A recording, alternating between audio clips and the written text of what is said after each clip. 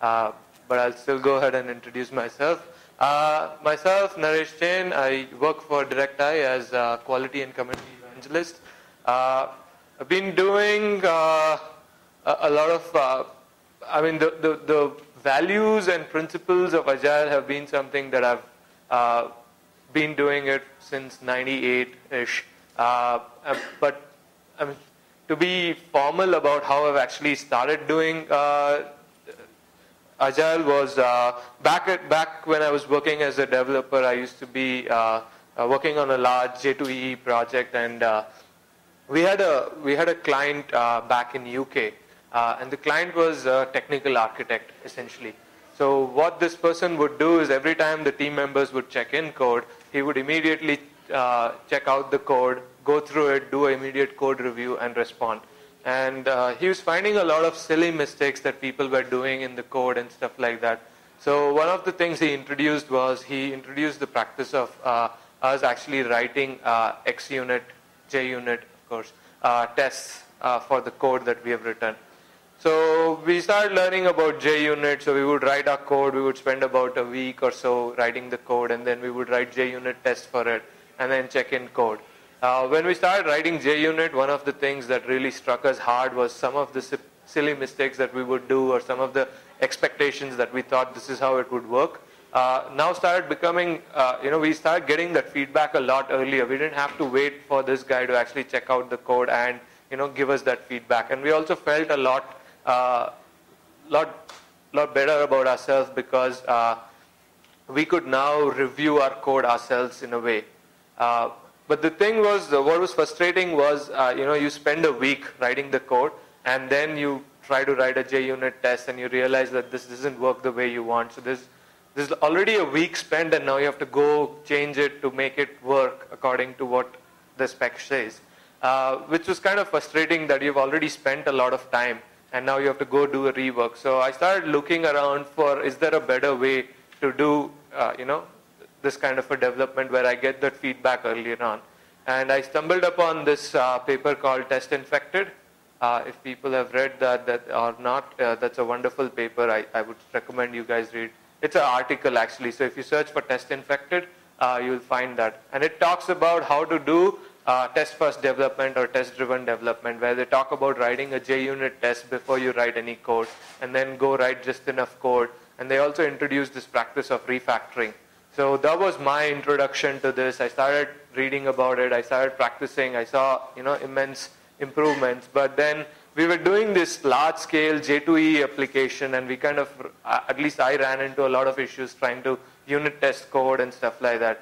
And eventually I was frustrated, and I moved on to join a company called Thoughtworks, which is where I spent last 4 years, and majority of my learning is from my experience out there. Working with clients, helping them adopt. So when I left, I was formerly known as an Agile coach, so I would go in and help teams adopt these practices and value systems. So that's in a nutshell what pretty much I've been doing. Currently, I'm actually leading a product at DirectEye, and I spend a lot of time building community around in India. So I was one of the founders of the Agile Software Community of India, which is a non-profit body where we try and organize events, we try and get in people, create a platform for people to share their experience and stuff like that. Actually, yesterday night we had Dr. Venkat talk about evolutionary design at a workshop from ASCII. So we do these kind of events on an ongoing basis. All right, I think it's 10:20, and we can get started. Actually, 20 seconds more.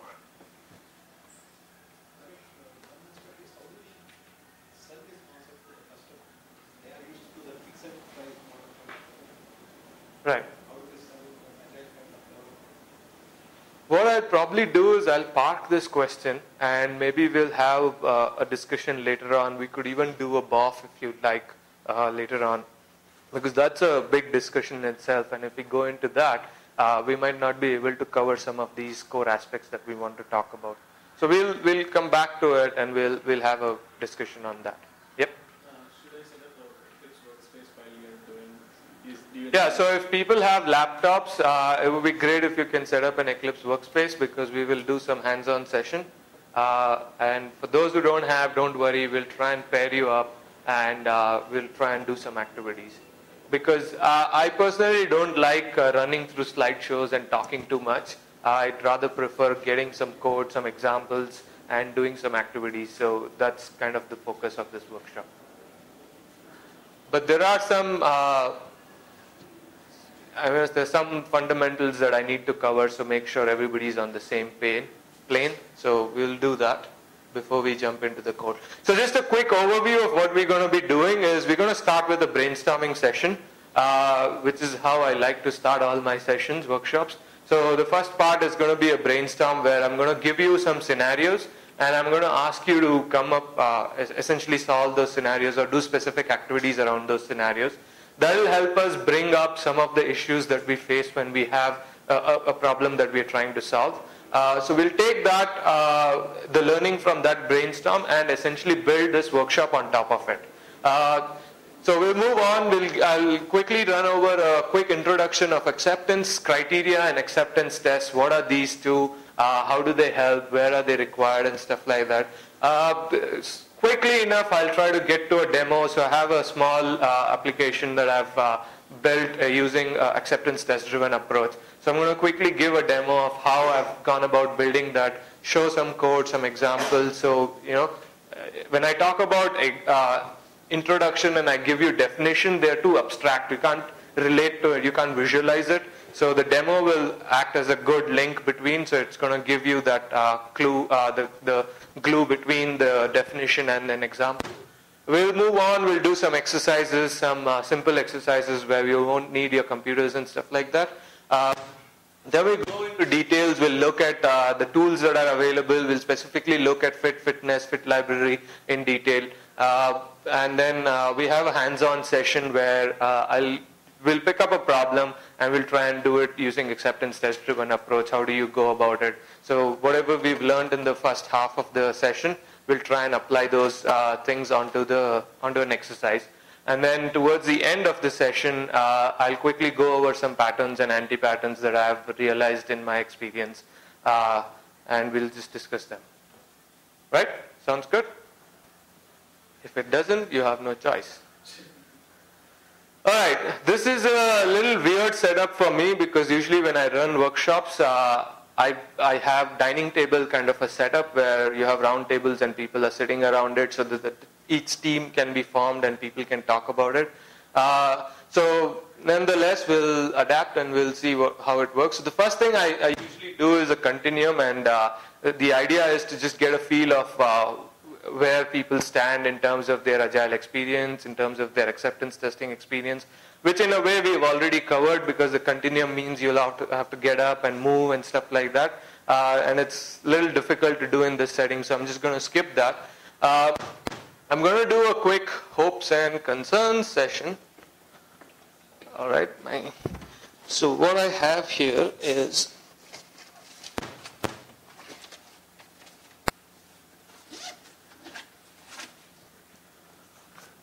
can you take one or two and pass the rest? I want you to write one or two top hopes that you have from this session. And on the pink one, I want you to write your top two concerns you have from this session. I'm concerned that it's going to be too abstract. I'm concerned that Naresh doesn't know how to present stuff. Whatever your concern is, try and put your top two concerns. Once you do that, what I would request you to do is come and stick them up here.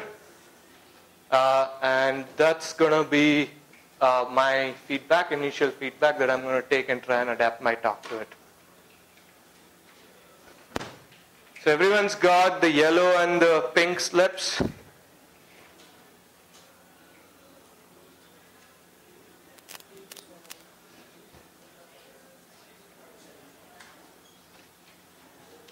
Ooh.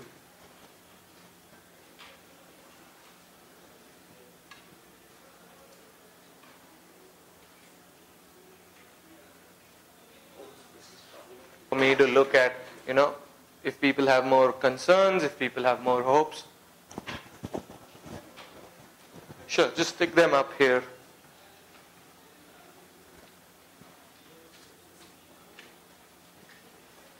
So that was good. I got one feedback right away. Hopefully you won't get too much of this noise.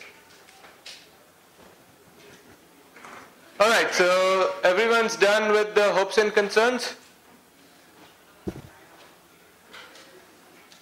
One ground rule is ask questions anytime you feel like. Don't hold on to your questions. When you have a question, ask it. I'm going to judge if I want to address it right away or I'm going to put it on a parking lot and come back to it later. But get it out of your mind. The second thing is, at any point if you think you're not getting value out of this workshop, feel free to leave. I don't want you to sit here and waste your time. So there are a lot of interesting sessions happening. If at any point you think this workshop is not adding value to you, I will have no bad feelings. You can leave. Feel free to do so. Right? So that was good. The rationale behind doing this is you can get the stuff on your mind off here and focus on the workshop, and I'll take care of these things. So I usually do this in my workshops, and it helps a lot. Moving on.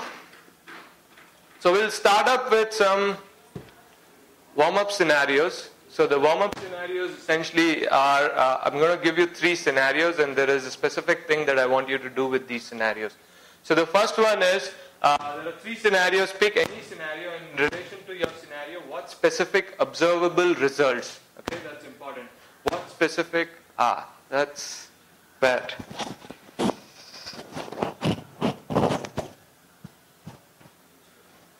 What specific observable results that will tell you that the activity underlined in the 3 scenarios have been successfully completed, right? So the first scenario is going out for a movie. Okay, you're a group of 5 people and you're going out for a movie. And there are 2 constraints. One of the constraints is that there is a THX sound system that people want to watch the movie in, and a digital projection. So the theater that you select to go for the movie should have a THX sound system and a digital projection. Right? The next scenario is going out for a meal. So again, you're a group of 5 people and you're going out for a meal. You're going to eat. And one of the people in the group of 5 is a vegetarian. So you need to accommodate for that. The last scenario is going for shopping, and you have a budget of $50 to go for shopping. So you have 10 minutes, and what I want you to do is form groups of 4 to 5 people each, and essentially pick one scenario.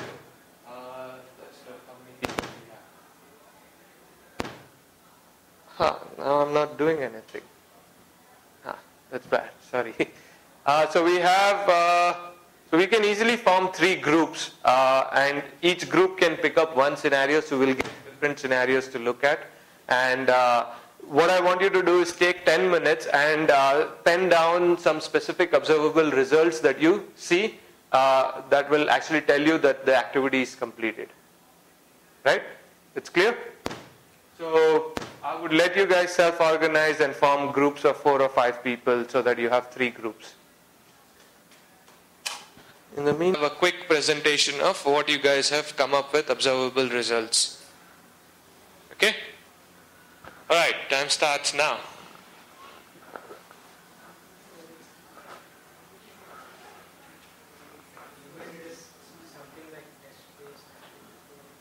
No, I just don't worry about test cases, don't worry about any of those weird terminologies that people use. I just want you to come up with specific observable results, right? That will tell you that this activity was completed successfully.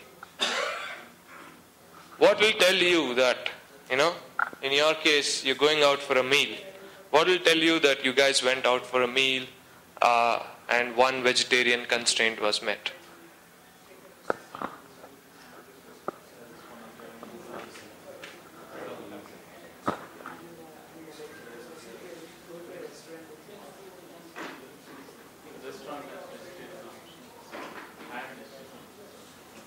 So if you can pen down those thoughts, we will discuss them once you guys finish.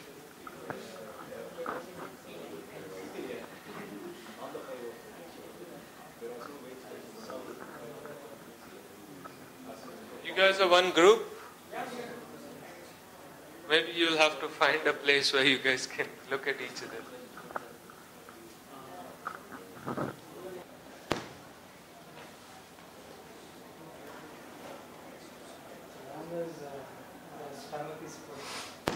So you guys were going out for a meal and there's one vegetarian, so the observable results that you've come up with is? Stomach is full and appetite is able to satisfy his appetite. Okay. And second one is all the persons are happy. Okay. Because they are able to satisfy that condition of one veg. They are able to go to a restaurant where they can get the vegetarian dish. And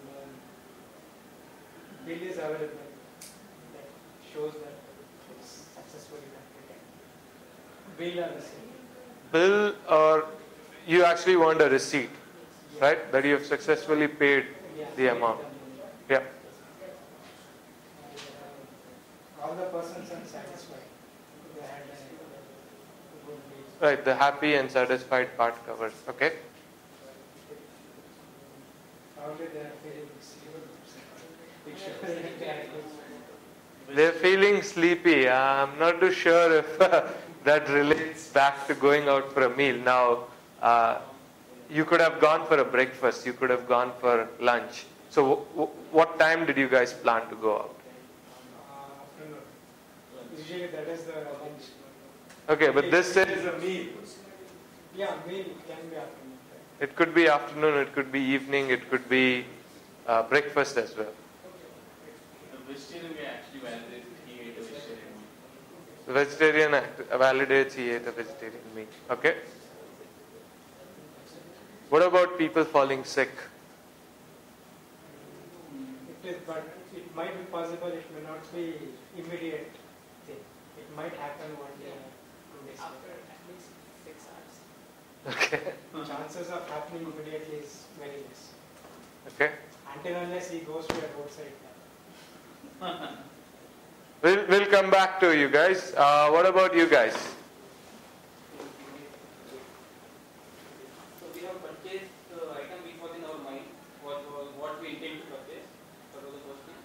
Second is we got a good deal, discount or whatever the seller is offering, which is the best in the market. Third is the quality of the product, which meets our requirement. Suppose I am going to buy a shirt, then it should be of proper color which I require and size and all the texture, everything. The next is the budget. The budget should be made of $50, and this should include the transport expenses as well. Okay. If we can, if the constraint is like that. The last and one more is the guarantee which we get from the seller. A guarantee card is in future this product is not good. Then I mean in 1 day of one wash if deteriorates, then he should be able to have replacement, some policy or something. And then last thing is the good feel of that. I mean, when after the shopping, if we return back home, show it to some friends or relatives or family members, then they should have a good feedback about the product. Okay. I mean, that's value for money. All right. So that's all it is. So we'll come back to you guys. How about you guys? We purchase the tickets, so that includes our analysis. Whether the trader is having those specifications or not, then we will purchase. Okay. We ordered an auto for the theater. We occupied the seats, we had snacks in the interval, and we are back home. Okay. 5 seconds. Based on our understanding. So whether you've occupied the seats, is that an observable result that will tell you that you've actually watched the movie successfully? Yeah. We had this snacks in interval also. So, means So yeah, so let's talk about that one, like things like having snacks in the interval, occupying the seats. Are these specific observable results that tell you you've completed the activity? Or it tells you that you were part of the activity? yeah, part of an ongoing activity because it ends with coming back home. Or you might go out somewhere after the movie. No, the group is very much focused. Okay. One task at a time. So what I want to find out is what assumptions did you guys make? Multiple people going out for a meal, that was an assumption that we made. Okay, multiple people going out for a meal. Having one minimum of one vegetarian. Minimum of one vegetarian is actually a constraint put on you guys. Yeah. So in terms of budget, in terms of lunch, you're going out for a lunch is an assumption you've made. In terms of going out to a specific range of hotel, like the budget. So what's the budget? Do you have unlimited budget or do you have a limited budget? I think that's true. You didn't consider the budget. How about you guys? What assumptions did you guys We make? discussed about the customer experience, what place we are going, but the assumption that we made that is we are going to a place where we have been there and we have this. And we're sure we'll get the item which we want to buy over there. Okay. So in terms of what was the goal of the activity? Like going out for shopping seems like a pretty generic stuff, right? You need to have a goal. Like you're going out for your weekly grocery shopping. So that was the main result that we had a wish list. And so how many things, item of that can I take off? Okay. I think fundamentally we're seeing clothes, right? Yeah, We're clothes. talking more of clothes. So that's an assumption that you guys have made. So again, going back to the goal in terms of what was the goal. So in your case, your goal was to actually shop for good clothes. And you will, the way you would validate whether you have achieved that is whether it's within the budget and you're actually satisfied wearing those clothes. Yeah, there were a couple of other things. The clothes was an example, but I think when we talk about wish list and all, we didn't give the example of clothes, but it can be pretty generic. You can have a list for it. You guys also had transportation in that. So again, going back to their example, is transportation an observable end result or it's a part of one of the tasks that is involved? It's one of the tasks, and for us, the major thing was that its cost also should be covered in the budget. Correct. So, but it was If you just say you were within $50 or 50 whatever, yeah, in this case it's $50, does it matter if you took transportation, you walked, you got all the product for free? The goal is that you want to get within $50.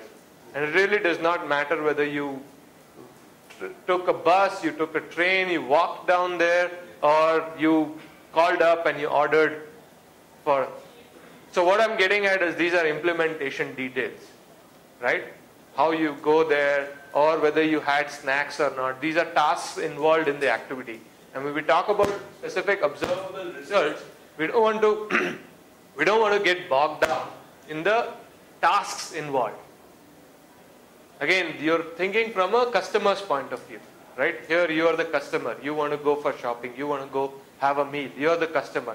So as a customer, you're not thinking about what tasks are involved. You're thinking about if I want to do this, how do I know this activity is achieved? So these are just food for thoughts. Think about these things. These are some of the challenges that we face, the assumptions that we make, the constraints that we take into care, the budget that we have, or the timing constraints that we have. These are all constraints put on a particular activity because you don't have infinite resources, you don't have infinite money or resources again to achieve some of these tasks. You have to work within certain constraints and you have to achieve these tasks and make it as elegant in a way or as simple as in a way to achieve these activities. So we'll talk about now building on this food for thoughts. We'll move on and we'll talk about the definitions of acceptance criteria and acceptance tests. What do these two things mean? So acceptance criteria is essentially a set of conditions that the story. Are people familiar with the term story? So in Agile we talk about user stories. It's not really like a use case, but what it is from the customer's perspective, the customer has a specific goal and the customer is saying, I want to achieve this goal. I want the software to do something for me so that I can meet a goal. And that's a story that the customer has. In a way, it's a requirement, but requirement is kind of a harsh word. I'd rather prefer story and not use the word requirement. But you can think of it as some form of a requirement. Right? So for each story, we talk about set of conditions that the story must meet so that the story can be accepted as complete, or the activity can be accepted as complete. So what we were trying to do is, we had a big story. It was a big story that we had, and we were trying to come up with acceptance criteria for these stories. We were trying to come up with things saying, what specific observable results can I see that will tell me that this activity is complete, right? And it's typically provided by the customer or the product owner, whoever is actually giving you these requirements, or whoever is visioning this product for you. It's certainly not a replacement for conversation, right? It's a placeholder for conversation. It talks about these are specific observable results, but then you actually need to have a lot more details around this, because just that is not sufficient. And it's not tests again, you know. Acceptance criteria is not tests. These are just plain simple things, and they can be ambiguous. They can be a little, you know, it's not going to be black and white in that sense. So acceptance criteria is just what we were trying to come up with. Is that clear?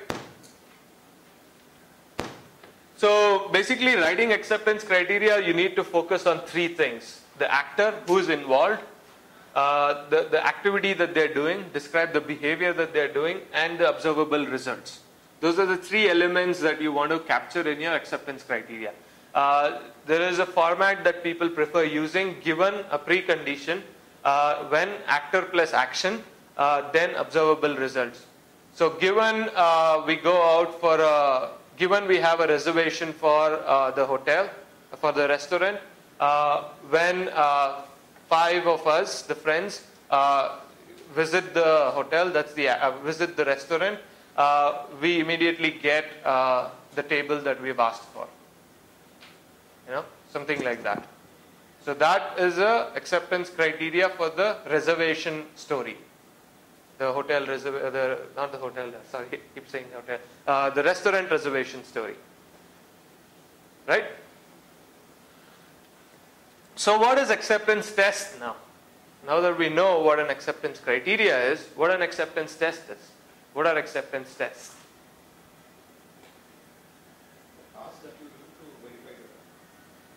The task that you do to verify the acceptance criteria. Okay? What else? So I like this definition. So acceptance criteria plus examples, that is the data and the scenario, gives you an acceptance test. Right? So in your specific case, the example that we were just looking at, that you've made a restaurant reservation, and you should get the table within 5 minutes. So now when you add these data, 5 minutes, the scenario that, you know, so many people are going up there, and this is a precondition that they have so many tables available. Once you go sit there, this particular table should be occupied by you guys. Right? So that actually takes the criteria, adds examples to it, and makes it a executable criteria, specification. Executable, or a test is nothing but an executable specification from that perspective, because it takes the acceptance criteria, adds some example scenarios to it, and gives you something that's executable, that is not ambiguous. So there could be ambiguity in this, but when you have concrete examples, right, when you put data to it, it becomes very clear that, you know, this is exactly what it means. I'm sorry, this thing is just, it's irritating. So let's look at a quick example or a demo of what acceptance criteria and acceptance tests look like. Right? So what I have is, I have a simple example. Again, I've seen that the people don't want trivial examples. We'll get to the non-trivial examples. But to get the fundamentals, we'll have to look at a trivial example. So the trivial example I have is converting Roman numerals to decimals. Right? Everyone knows what Roman numerals are. We want to convert Roman numerals to decimals. It might seem very trivial, which is what I thought when I started on this. I thought, yeah, this is like so simple, I'll get it done in 15 minutes. But guess what? It took me about 4 hours. I'm a slow developer, by the way, so it takes me awfully long time to do stuff. Let's run an example here. So what I'm going to show you is I've used a tool called Fitness for this. Let me resize this.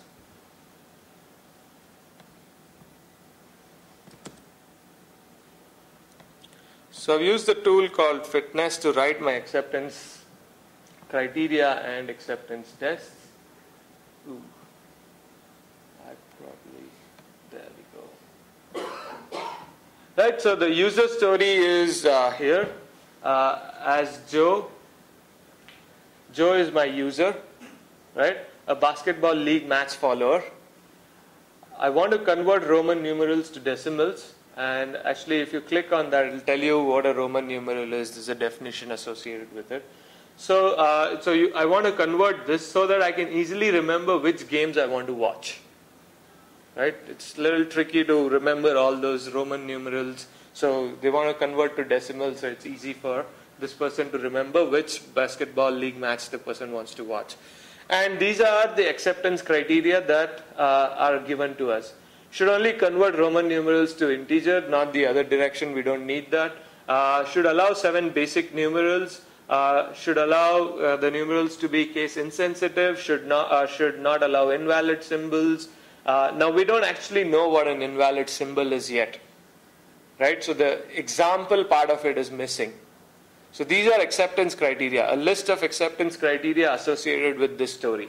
And now when I actually want to know an example, so I click into this, and what I'll see here is you'll see null, blank, capital A, Z, Z, or whatever, MMA, DD is invalid. So this is an acceptance test that you're looking at. And guess what? This is executable. So I can click a button and it'll actually tell me if the software that I have behind it actually meets this criteria or not. So let's look at, there's a test button here. Click this and you see the green bar, and essentially it's highlighted that it's got an error when you've given any of these. Minus is an invalid thing again in Roman numerals. Roman numerals don't have a concept of minus, they don't have a concept of zeros. These are all details that are important, but you don't expect the user to give you all these upfront. I mean, some projects they do expect all these details upfront, but it's just too many details to worry about. So what you do is you get the criteria and then you expand on the criteria in the form of acceptance tests. These become executable and they're living documents. If you change your code and you don't update this, or you update your requirements and you don't change your code, these two will go out of sync and they will fail immediately. So they let you know that, the two are not in sync. The big problem we have with documents today, any kind of requirement documents, is they go out of sync very quickly and they're ambiguous. In this case, we take a lot of care to make sure they are not ambiguous. We provide detailed examples so that they're not ambiguous. Let's look at a little more complicated example.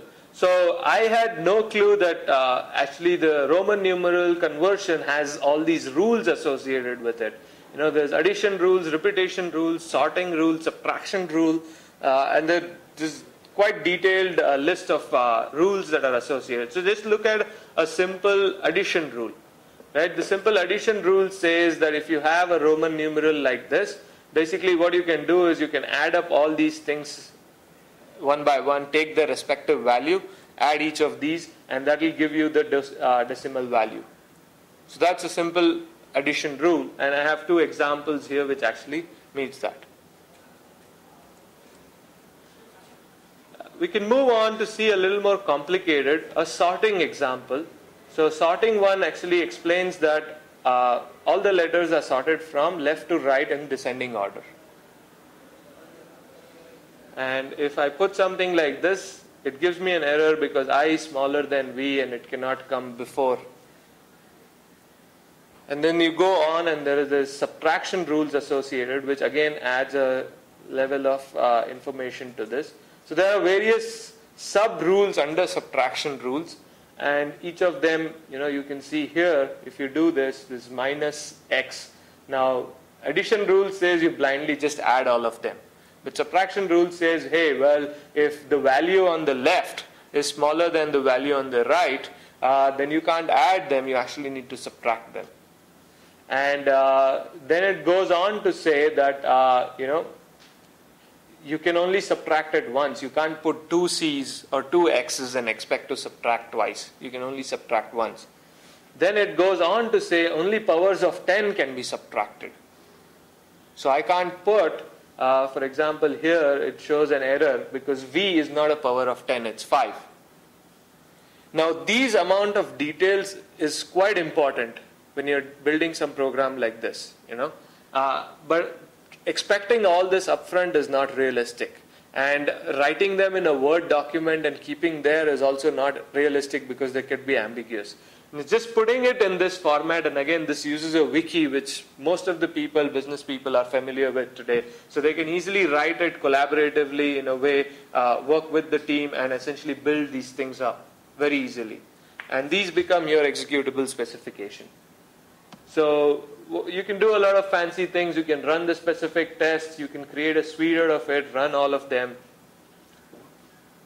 And when everything is green, I know I've met all these criteria. Right?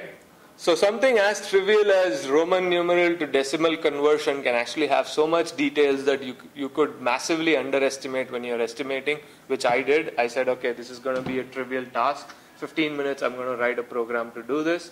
But it took me about 4 hours to do this because I had to meet all these criteria.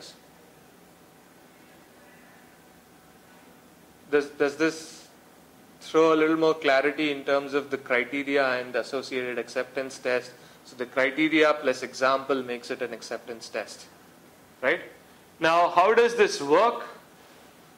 When I click that suite button, how is it actually running this against what is it running? What is this whole framework behind it? So as I was telling, what we've done is we've used a framework called Fitness, which is essentially a wiki, and it has an engine behind it called FIT, which traditionally stood for Functional Integrated Test, but then they changed it to a recursive acronym saying FIT isn't test. Anyway, we'll get into details of this in a while, where we'll talk about how does this actually glue the code and what do you need to do to actually make this work with your application. So we could look at that right away, or we could look at it in a while. What do you guys prefer? Are you guys curious to know how this is running? What do I need to do to actually make this work? So let's jump into that, have a look at that. So, okay, what you notice here is, each of these tables. So the Fitness or FIT works on tables. So you create these tables. This is essentially an HTML document. It sucks in an HTML document, filters out whatever it doesn't need, take the information that it needs, which means it's going to take these tables and everything else is ignored. It just takes all the tables. That's what is important to it. It'll take the table. What it'll do is the first line, it'll look at it, and the first line is some kind of a keyword in this world, which is referred to as a fixture. And that fixture maps to some code that you will write, which is essentially the glue code that you will write. And this glue code will sit between this document here and your application. So your application or a system under test is here. There is this fit page or the fitness page that you're looking at, the HTML page. And the fixture, the glue code that you write, sits in between. It's a framework that it follows, so it has certain protocols it needs to inherit a fixture class, a specific type of fixture class, and essentially glues that code. It knows how to interpret this table. So let's look at... Do I need the browser all the time to run the test? Do you need the browser? No, you actually don't need the browser. It's just the browser becomes easy for people if they want to collaboratively build this. So FIT itself, which was written by Ward Cunningham, the guy behind the whole wiki revolution, so the guy who came up with the wiki, Ward Cunningham actually came up with FIT. And he was working on one of the projects where he was dealing with a lot of business analysts who work in Excel sheets extensively. And what used to happen is they used to give him these large Excel sheets, and he has to write a program which the Excel sheet would have data. And it would say, if this condition, this is the tax, this is this percentage, that percentage, all these complicated rules, this is the value I expect from the program. You know? And he would look at it and I say, wow, this is useful information, but how do I consume this? So what he did is he wrote a small program which would actually suck a HTML file into and execute that HTML file against the application that he was building, and essentially highlight those columns with red or green. Green saying it works, red saying it did not work. So what he would do is he would take those Excel sheets, he would export it as HTML, and then take HTML and suck it in. So you don't really need a browser. You could build it in Word, or you could build it in Excel and then just export an HTML out. So that is just using the plain vanilla fit out of box. Now, what Fitness did is they said, okay, this is great, but most of our customers use Wiki, and they want to collaborate over some of these data. They want the developers to sit with the business analysts and write some of these things, because that will encourage that collaboration. That will encourage them to discuss some of these business rules, to validate some of these business rules. And what they did is they essentially threw a wiki on top of it, so you essentially can edit this. Let me show. So I can just go in here and edit this and change this. There's a wiki syntax that Fitness has. I'm actually working on enhancing this, where I'm pretty much done. I have a WYSIWYG editor, which you don't have to look at this crazy syntax anymore. You can actually inline edit the page. So the way it is, you can just go in and edit. It's almost done. I need to release it, you know, the $1 million thing. It's almost done. It's almost done. And it's been like that for a while. But anyway, so you can actually go edit this. And let's say for fun, actually I'm on the user story page. So let me go into a specific test. 7 basic numerals. So these are the 7 basic numerals and their decimal values at this. So just for fun, what I'll do is, actually, I just need to go mirror my machine, otherwise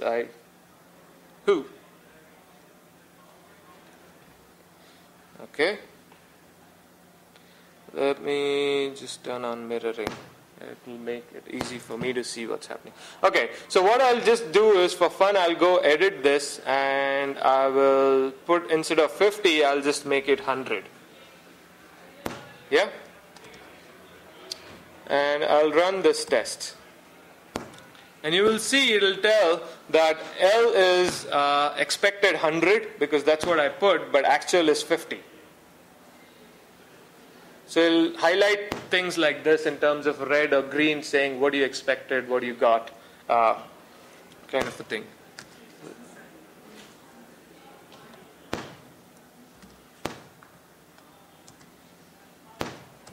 Let me run this again, and it works.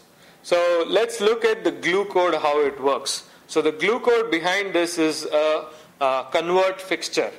So I'll jump back to Eclipse, and we'll open a convert fixture out here. Convert fixture.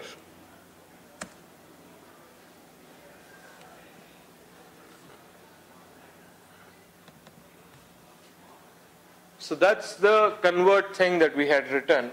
And what it has is, it has a method called decimal, right, which is actually calling my program. So the program I've written is Roman numeral dot parse the Roman value that I've given, and I expect a decimal value back. So this is the method that I need to write, and there's a Roman. So let me explain. Now also you can see this extends a column fixture, right? There are 3 types of fixtures. So let me quickly jump in here and show you that page. So the convert keyword on the wiki page adds the convert fixture class here? Correct. Okay. No, I don't want that.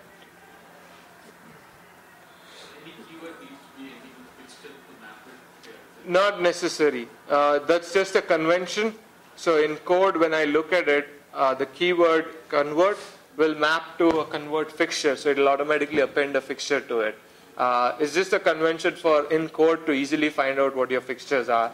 But you also have a package called fixture in which you put, so you can do either which ways. So what happens is just this example, right? All this stuff is ignored that you see. And the stuff in the tables is what gets mapped. There are... so the name of the fixture, that's the one. And you can put a fully qualified path out there, like fitness.fixture.page creator. Or you can just write page space creator, and on the top you can say import that package. So like in Java, how you do import, you don't have to specifically write this over and over again. And the idea is you want this to be non-technical looking. You want this as friendly, user-friendly as possible. So you want to cut this out, you want to write page space creator, and then you want to write whatever stuff.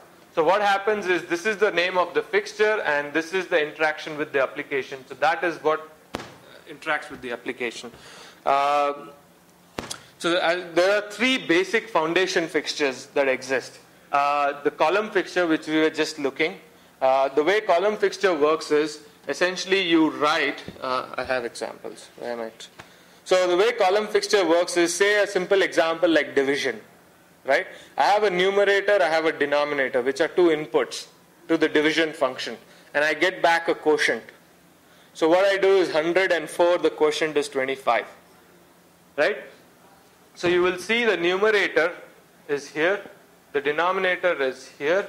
These two are public fields that directly get map populated.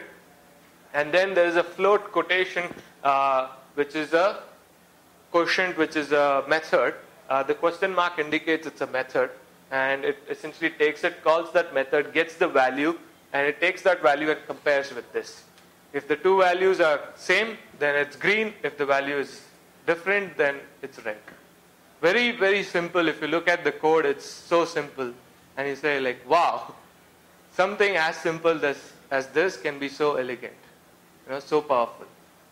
So that's how a column fixture works. So the idea is you have columns of data, and then you have methods, and you can call multiple methods. So I could call quotient, I could call modulus, I could call something else, and essentially for each one of those with question marks, there will be a respective method. Right? That's how a column fixture works. Row fixtures. So what happens when you have something like a query? So you query a database and you get back 10 rows. Right? Now, in the previous case, it was you give specific input and you get one or more output. But in this case, you're asking a specific question and you're getting a list of data back. And you want to make sure that each of this data is the same. So something like list all documents that I have, should give you something like this. And the way this works is you extend a row fixture, and then you have to override two methods. It's not visible here, but you have to override two methods from the row fixture, which is an abstract class. And there's a query method, which essentially gives you back an array of object. Now you give back an array of object, the framework doesn't know what the object is. So there is another method which says get target class, and you essentially return the target class. So document DTO is the class that it returns. Now it's going to use reflection and essentially call each of these methods on that target object of each row and make sure that each of these rows are present, and in each row these values are present. Make sense? Okay, so I have the query method. The query method is doing some business logic, getting me all the list of documents back. So it will return an array of these documents. So each one is a document DTO, right? This is a document DTO, this is a document DTO, this is a document DTO. It gives me an array of document DTOs. In each document DTO, I want to make sure that the values are correct, right? I want to make sure that the document name is exactly like this. And for that, the author is this guy. So what I do is I just give it the target class, that's the document DTO class. It'll take this class, use reflection, and invoke the methods that you've called here on that object that's returned and give you those values back. Right? So the column fixture is when you have a set of input and you have a set of outputs that you want to measure for each value that you've given. The row fixture is when you get a list of output and you want to validate all the list of output. In a minute, we'll look at, not in a minute, but in a few minutes, we'll look at something called fit library, which makes this further very simplistic. So you don't have to write so much code. You just have to write a simple method, and it'll do all this stuff for you because the reflection and all that is built into it. So it'll do all that stuff for you. And we'll look at that. But and the other issue with this is order independent because it's just an array, right? It's not an array list. It's just an array. So it's order independent. So these guys, the fit library has written something on top of it where the order is dependent, where the order is not, it's order independent, and all those kind of extensibility.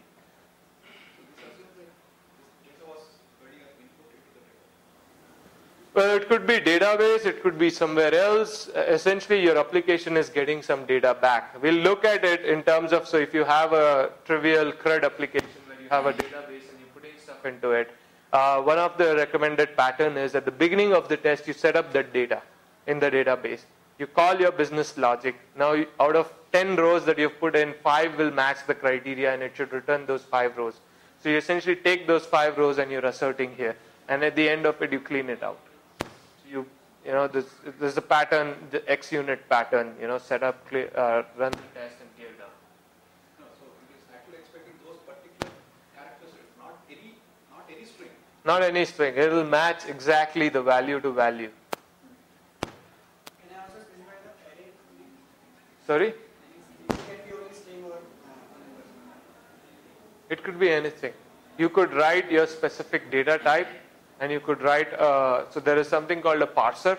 So you provide a parser, or if the object has a parse method on it, then you can give your own data type. So I can give a complicated date format, which is not a standard date format, and I can write a parse method on it, which means this guy is going to then call the parse method and essentially interpret this string that you've given to the object.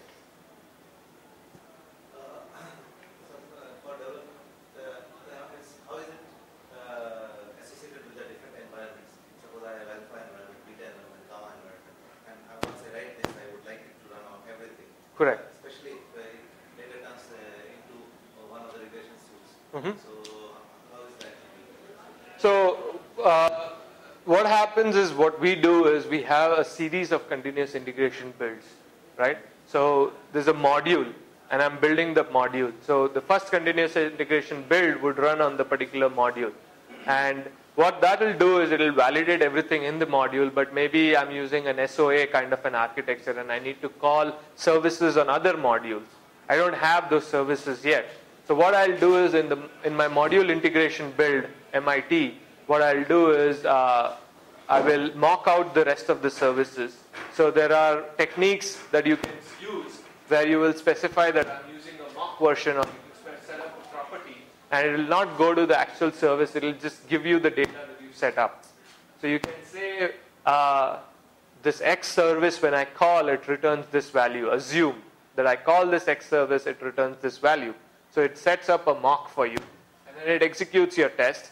Now, since it's in a mock mode, it will go to the mock and get the data, execute your business logic, and tell you if it works or not.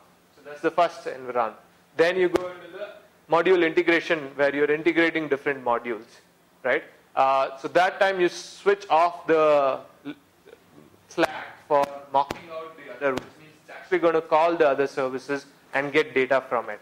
So what I'm essentially getting at is you set up this build environment where you essentially move from one level to another level to another level, and in each level you're actually integrating with the actual thing. What I was thinking about that when we are accessing this from the browser, is there any way where I can configure that, okay, for alpha environment you have to go to this box, and for beta you can go to this box, for the same. So one of the recommended things is you don't, you can do that, but my personal recommendation is I have these tests run on the same machine as the server or the product. You can obviously run it in a distributed mode, but this is such a lightweight thing that you would just want it to run on the same machine. Unless you want to test specific things that when I call, say, a web service from a different machine, some validation kicks in, because it's from a different machine or whatever, it needs to be on a LDAP authenticated or whatever that is, then you can still do that. The idea is that since it's so lightweight, and when you actually run this in a build environment, you're not running it through the browser. You're just executing. I understand that it can be part of build and the basic verification test and all that. But in case I have a longer test suite, which for any reason I don't want to run it as part of basic verification. So you can do that, but the recommended thing is, since it's so lightweight, you can just run it in the environment, whatever specific environment. The other thing that I also do is I write specific tests for specific environments. So you don't run the same thing on all your environments. It doesn't give you enough value, right? You do either you're integrating more closely, so you're turning off the stubs or the mocks, or you're doing other kinds of tests which are more specific to the integration and not the business logic. So there is a different series of tests you can write, and it all depends how you want to write these in this. So the tool itself doesn't stipulate how you do what. It's up to you how you want to. It's just a very simple configurable tool that you can configure for different environments. What we've done on one of the projects I worked is we had about 450 developers split across 4 continents, and we had about 36,000 of these tests built over 2 years. And we had different environments, and for different environment we would specifically write very focused acceptance tests. So in this environment, this is my acceptance criteria, right? This should do this, this, this. And you write a specific test for that. So the test itself slightly varied. So we had smoke tests, we had validation tests, to verification tests, to other kind of integration tests and stuff like that. Yep. Taking the same example, I could have written a simple assert and what means I could have asserted that whether I get the required author or let's say required ID. Yes, so you could have written in an X unit and done this, but what happens is the data is clubbed with the test code itself. Then you can use one of the frameworks where you can actually pull the data out from a different place and do it in JUnit or XUnit framework. Now we are saying, well, that's great, but the thing is, this data itself should be very user-friendly. The user should be able to enter this data.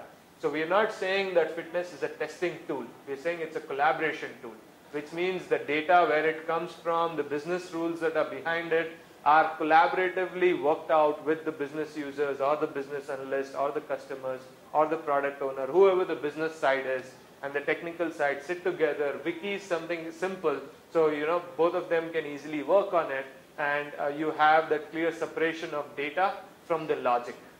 So this is the logic, right, that does the work. I mean, this is the logic as in the glue code logic, the test logic, and the data is on the wiki page. Now tomorrow, if say you decided to move from J2EE to Ruby, right, what would happen? Would your XUnit tests work?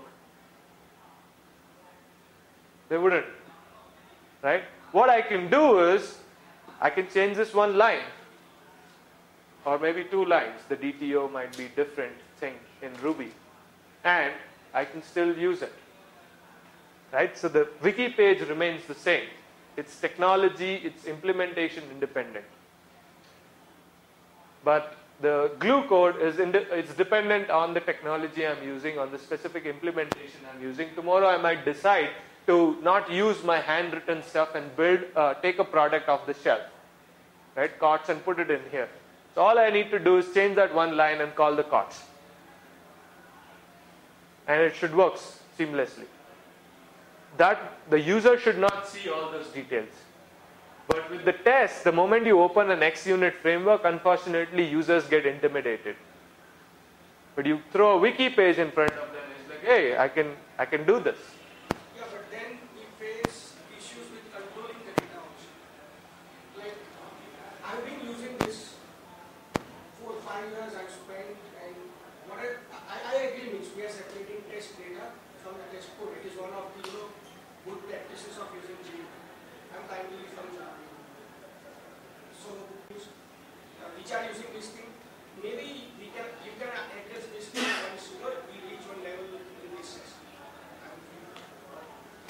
we can talk about that. So one of the things is there are two parts to it. One is in Agile, we believe everybody is equal. So everybody has access to change anything.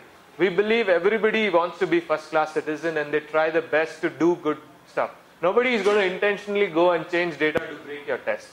Nobody is going to go there and say, okay, let me cause trouble today to this guy and go do that. So I take that out of. By accident, it might happen and immediately they'll get the feedback, which is great, right? By accidentally, I change some data thinking that this is how it should work, and the test fails and the build breaks, and immediately I get an email saying the build is broken, right? So I get that feedback. Now, there could be two things. One, there is problem with the code. This is exactly how it should behave. The test is not. So there's problem with the code, or it is a mistake. I revert it back. So let's keep that aside. The second part you were talking about is where when it's a big team, there are different people involved in authoring these acceptance criteria, right? And the code is not yet built for it. So when they write these, and if I check it in, then it's going to break. It's going to break my build. So the noise level is going to be high. But you clearly know that these tests are not implemented yet. So one of the patterns that I'm going to later talk about is using, there's something called symbolic links. So you use the concept of symbolic links and you create a test page. Only when it's ready, you symbolically link to the test page. Otherwise, you can independently keep building it, which means it's not going to run yet. It's going to be there. It's going to be version controlled. People can collaborate on it, work on it. And when they think it's ready, you symbolically link it, and it runs with your continuous integration build. All right. So that's the row fixture. And the last kind of fixture is an action fixture, where essentially it's kind of a list of actions that you want to perform. So these are the three fundamental fixtures. Action fixtures and row fixtures and the column fixtures are pretty much deprecated in my sense because I've moved on to use fit library, which is a lot more powerful. And we'll look at fit library example in a minute here. So fit library, Rick Muggeridge, a good friend of mine from New Zealand, wrote this. So he's written a lot of fixtures that are quite helpful. There's graphics, there's tree structure, nested tables, and quite a lot of advanced stuff that you can do. But when you're starting off, my recommended style is use the basic fixtures, get a handle of it, and then move on to use the do fixture library, because it's quite overwhelming when you start using it straight away. So, maybe a week, 2 weeks, try to use the normal fixtures, do fixtures, row fixtures, not do fixtures, but column fixtures, action fixtures, and stuff like that. And then you will start appreciating some of the stuff in here. So let's look at a quick example here, right? So do fixtures. Highly broken, it's not one table. And it's very action oriented. Chat start, or start chat, however you want to write it. Connect user Sahara. User Sahara creates fit room. Now actually there are lines here that you can see. So the way this is going to be interpreted is user create room is going to be a method that you're going to write. And it's going to get two parameters, Sahara and fit. Right? So it reads very nicely, user Sahara creates fit room. But in the code, it will map to user creates room, and it takes two parameters. So some of these really advanced stuff that he's done is very, very handy. Check occupants in fit room is 0. Things like this. Distribution is based on italics.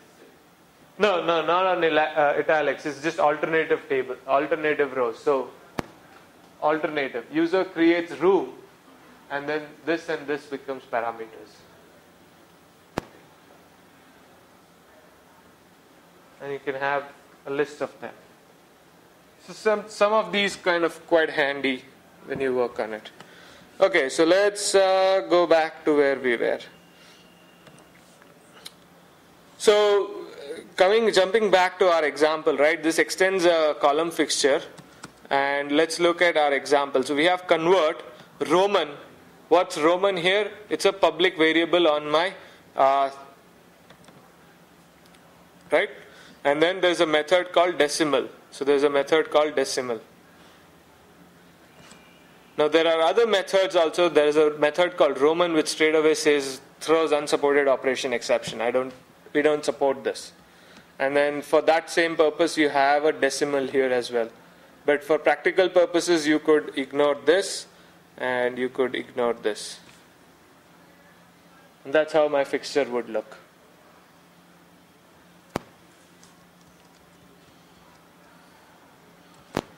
So does it make sense? Can you see how this actually glues stuff to my code? Pretty straightforward. And what's interesting is, so I had no idea of what my design is going to be. And we actually had the session yesterday where we talked about evolutionary design, how you do evolutionary design. So when I started this, I have no clue how I'm going to build it. I don't have my sequence diagram. I don't have my class diagrams. I don't know what I'm going to call them. I don't know what methods exist on whom. Right? All I have is that page, and I incrementally start taking one by one those acceptance criteria, writing acceptance tests for them, and writing just enough code to make it work. So when I start working, one of those top things here. Oh, not that. So when I start working, the first one, I'll try to make that green. Then the next one will be green. Then the next one will be green. So I incrementally start building it, iteratively start building it. And what happens is essentially that evolves my design as I go along. Right? When I write this, what do I need? When I write this, I just need a Roman digit class. Because this is a Roman digit. Right? So I started off with a Roman digit class. I put these things. I created a enum saying these are what values are possible, and that gave this to work.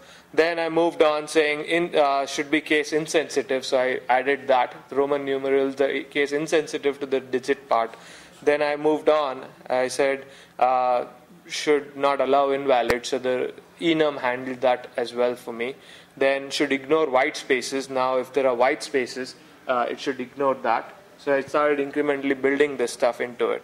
And then as I moved on, when more and more stuff started coming, I said this is not a Roman digit anymore, it's become a Roman numeral. So now I read a Roman numeral class which has a list of Roman digits in it. And that's how my design evolved. And eventually I got to a point where I said, and this is a number type, right? So it should follow the same convention as a number format, which means there should be a parse method on it, and they should have a toString or whatever methods that I need on it, because it's inheriting from a number class. So if you see my Roman numeral class, right, it extends number, and it has a list of digits. Now, I had no clue of how my design is going to be before I started, but this is how my design evolved.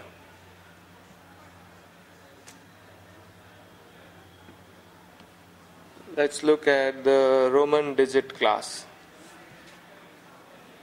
So this is still JDK 1.4-ish. So this is not the typical enum that you would expect, but this is a type-safe enum that existed before 1.5. And that's how I declare my enum. I use a static map, initialize it, and there I go.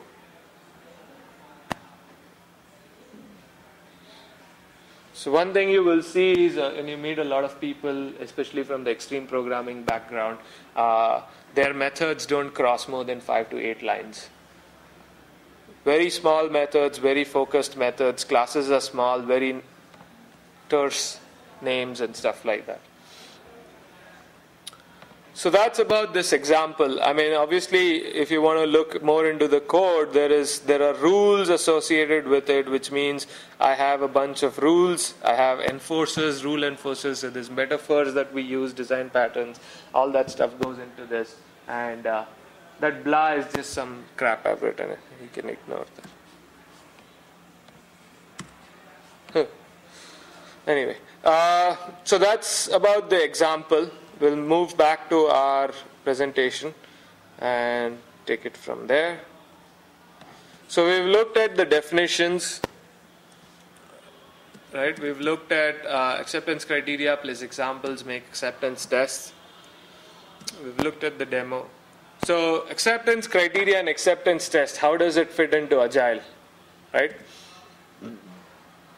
Traditionally, what do? We do analysis, we do design, we do implementation, and if we're lucky, we get to the testing part of it, right? And at each stage, we create these huge set of documents that's just crap. So before jumping onto the agile version of what it would look like, this is something that we all know, right? Are we building the right product? Are we building the product right? These are the two fundamental questions you ask when you ever try to build something. Any project, right? Not just software, but even if you want to make, if you want to build, say, a small house for yourself, in your backyard, you would ask these questions. And one of them is a business-facing question. This is the right product. The other one is a technology-facing question. Is the product right? Right? So what Brian Marek is one of the leading figures, one of the signatories of the Agile Manifesto. Brian Marek, what he did was he came up with this wonderful concept. So remember, there's business-facing and technology-facing. Then he said on this quadrant supports programming, and on that quadrant critiques product. What this means is, so we understand what's business-facing, what's technology-facing. Now, when we talk about this quadrant, it says supports programming, which means this is test categorization. He says tests fall into these 4 quadrants. And he says supports programming is the tests that actually help you drive development. The tests which actually are written before code is written that will help you drive development, that will help you program it, that will support the team. And then there are other set of tests that actually critique the product. Once some feature is built, it looks at it and it says, does it do what it's supposed to do? Does it meet the requirement? Does it perform the way it should perform? All those things. So there's critiquing, which is after the fact, and there's support, which means before the fact. And then the business facing and technology facing. So I take this and I built on top of it. And essentially what I do is, so when we talk about this quadrant, right, unit tests, technology facing, implementation specific, and helps you drive development. If you're doing test driven development at unit test level, you write your unit test, then you write just enough code to make it work. You write another unit test, write just enough code to make it work. There's refactoring that you look at if there's any design improvements you can do. You make that and you move on. So it's essentially helping you drive development. It's acting as a low-level spec for your design. And then at a higher level, there is acceptance tests. So the kind of tests we just saw, the criteria that we saw, is from a business point of view. And helps me drive development. So that's drives development and business facing. There is also lo-fi prototypes. Does anyone use like paper prototypes or other kind of lo-fi prototypes for the UI, for the usability and aspects like that? When you wireframes. So those actually help you do before you start development. And those help you drive development. Now we take that one step further, and what we do is we use paper prototypes. We put transparency sheets on top of it. We write data on it. We fill some data and we say, okay, now if I'm building a search engine, I've entered this text. I hit search. Now we put another transparency sheet. The screen underneath is changed. Now the data is populated. This is how. And he said, Jesus, if there are more than 5,000 records, am I going to display all of them in one page? Am I going to index them? How am I going to display them? So all these things, the usability aspects get flushed out at a stage before you start writing code. Not that you build everything and you say, okay, now I need paging in there, or I need some other technique to sort this data. So the lo-fi prototype also helps you drive development and are business facing. They're done from a user's perspective. There is exploratory testing, UI and usability testing. These are all after the fact. You critique the product. You try to explore the product from a business facing point of view. And then the last quadrant out there is critiquing the product, which is performance tests, stress tests, and all those series of tests, which are technology-facing stuff. But they're critiquing the product. They're saying whether the product behaves the way it's supposed to behave or not. Right? So these are the 4 categories of tests. Now we'll come back to the agile version of how we look at software development. Right? So you saw the waterfall model, where you talk of analysis, design, implementation, and testing. Obviously, there's an integration phase in between, and there are a lot of other phases and there are sign-offs, and there are things like that. When you look at typically how Agile, if you look at an iterative, so Agile is iterative and incremental development. Iterative essentially, there are iterations. You do these activities in iterations. And then there is incremental part of it, which means you're adding more features, you're building on top of it, you're incrementing the feature set. So it's iterative and incremental. Each of this is called an iteration or a sprint or whatever you like to call. It's always fixed box, time boxed, right? So you have either 1 week, 1 month, 2 weeks, 3 weeks, whatever you choose that time frame that works for you. So in this case, it's each iteration is 2 weeks long, right? There's May, June, September, whatever. So you have analysis, you have test. Remember, that's flipped. So you have analysis, you have test. You don't have design. You have code, implementation, and then you have design. And we'll talk about that in a minute, why that's flipped and stuff like that. But one of the things I find very difficult is I can't really represent how I develop software in this format because there's no clear separation when I'm doing analysis, when I'm doing testing, when I'm doing implementation. They're kind of quite mixed up. There are no clear separated phases. You do a little bit of analysis, you do a little bit of design, you do a little bit of test, you do a little bit of implementation.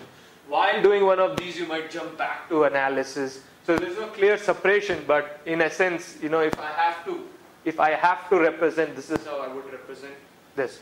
So now, each of that is an iteration, right? So how it works? Acceptance test driven development, how does that work? So the first thing is, you have a story, or you have a set of stories which you need to implement in this iteration. So you take the story, you get some acceptance criteria. The red thing indicates that it's failing right now, right? It's not yet implemented. You take the acceptance criteria, you walk into a planning meeting. We have something called a planning meeting, which is for in each iteration. You have a planning meeting where you plan what all stories you're going to build in this and how long it's going to take, estimates, so you can prioritize them and stuff like that. So you take the acceptance criteria. The acceptance criteria, if I would have looked at those acceptance criteria for the Roman numeral one, I would know that the addition rules, subtraction rules is clearly something that I don't know, and it's going to take a lot more time. So my estimates could be better, right? So you take the acceptance criteria, you use that to break down tasks, or you use that to come up with better estimates. Again, better estimate is an oxymoron. The fact that it's accurate estimate is an oxymoron because estimate means it cannot be accurate. So what I was trying to say is you essentially want to know how much stuff you can pick up in this iteration. So you take these acceptance criteria, help you do that. Once you get into the iteration, now you've selected X number of stories and you've decided to actually start building these stories into this iteration. So what you do is you have acceptance criteria. At the beginning, when we also practice something called pair programming, where two people sit together and work on a story, right? They have one computer and they're both focusing on the same story to be built. So what they do is, before they start implementation, they would get the business analyst, the customer, the product owner, whoever from the business side understands that. They would sit with them, and what they would do is what we call as deep dive session, where they would take a story and work on the wiki and write the acceptance tests for it. They'll take the acceptance criteria, add examples to it. Now, the business people are the best people to give those examples because they understand the data. They know in real world what it can be, what it cannot be. So they give you all those details in these deep dive sessions, which means you write these automated tests. Now, if you run these automated tests, what would happen?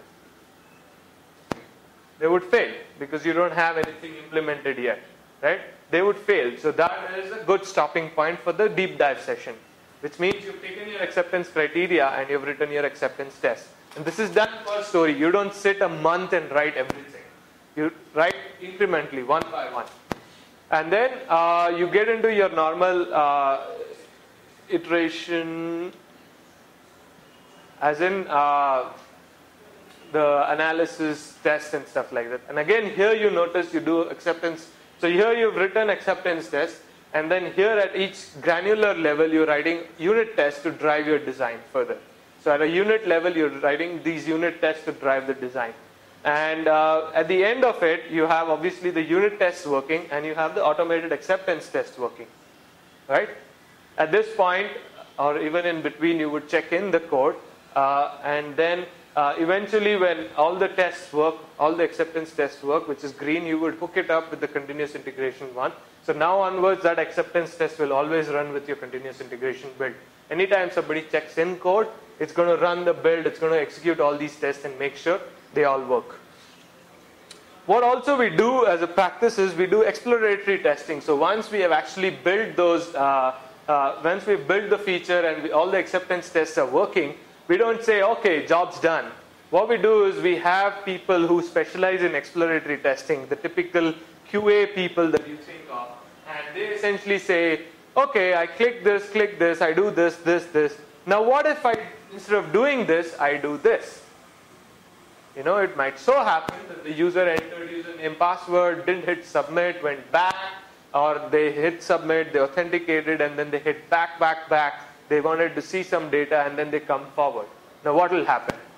If not stored in the session, the user will again be asked to log in. Things like that, you don't plan up front, right? Things like that, you can't predict. And this is a trivial example, we all know that that won't work, but there are a lot of cases that you will end up realizing that you would have not thought of. And it's also not worth thinking about all those possible permutation and combination right at the front. You want something working that you can look at and then actually do this exploratory testing. So before we say, okay, this feature is done, we actually do that exploratory testing, and at the end, you have a showcase at the end of the iteration where you invite the user and you show them, this is what we have built, the user uses it, and they say, yeah, it looks like it meets all my acceptance criteria, right? So that's kind of the life cycle. Now, that doesn't end there, because people talk about, what about my UI tests? Now, I want to automate my UI test. I don't want to sit and do this exploratory testing and other kinds of testing all the time. As much as possible, I want to automate this stuff. Because if you notice so far, we've not automated the UI yet.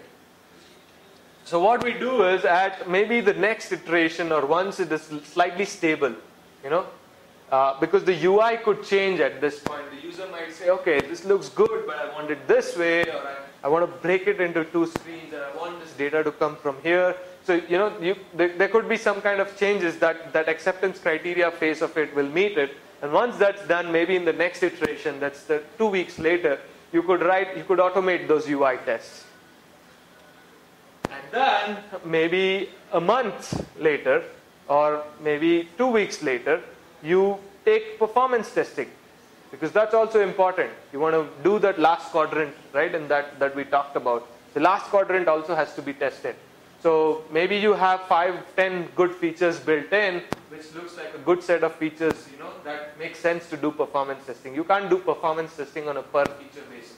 It's not practical.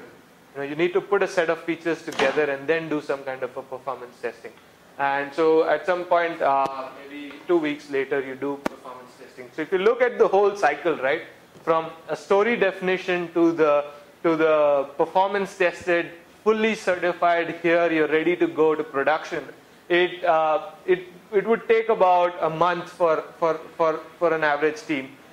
Once people start getting good at it, they probably can do this on 2-day, 5-day basis. But it takes a lot of rigor, it takes a lot of time to get to that mode. But if you can do this in a month, it's great. Today, when we do waterfall projects, we take about 6 months, a year to do this.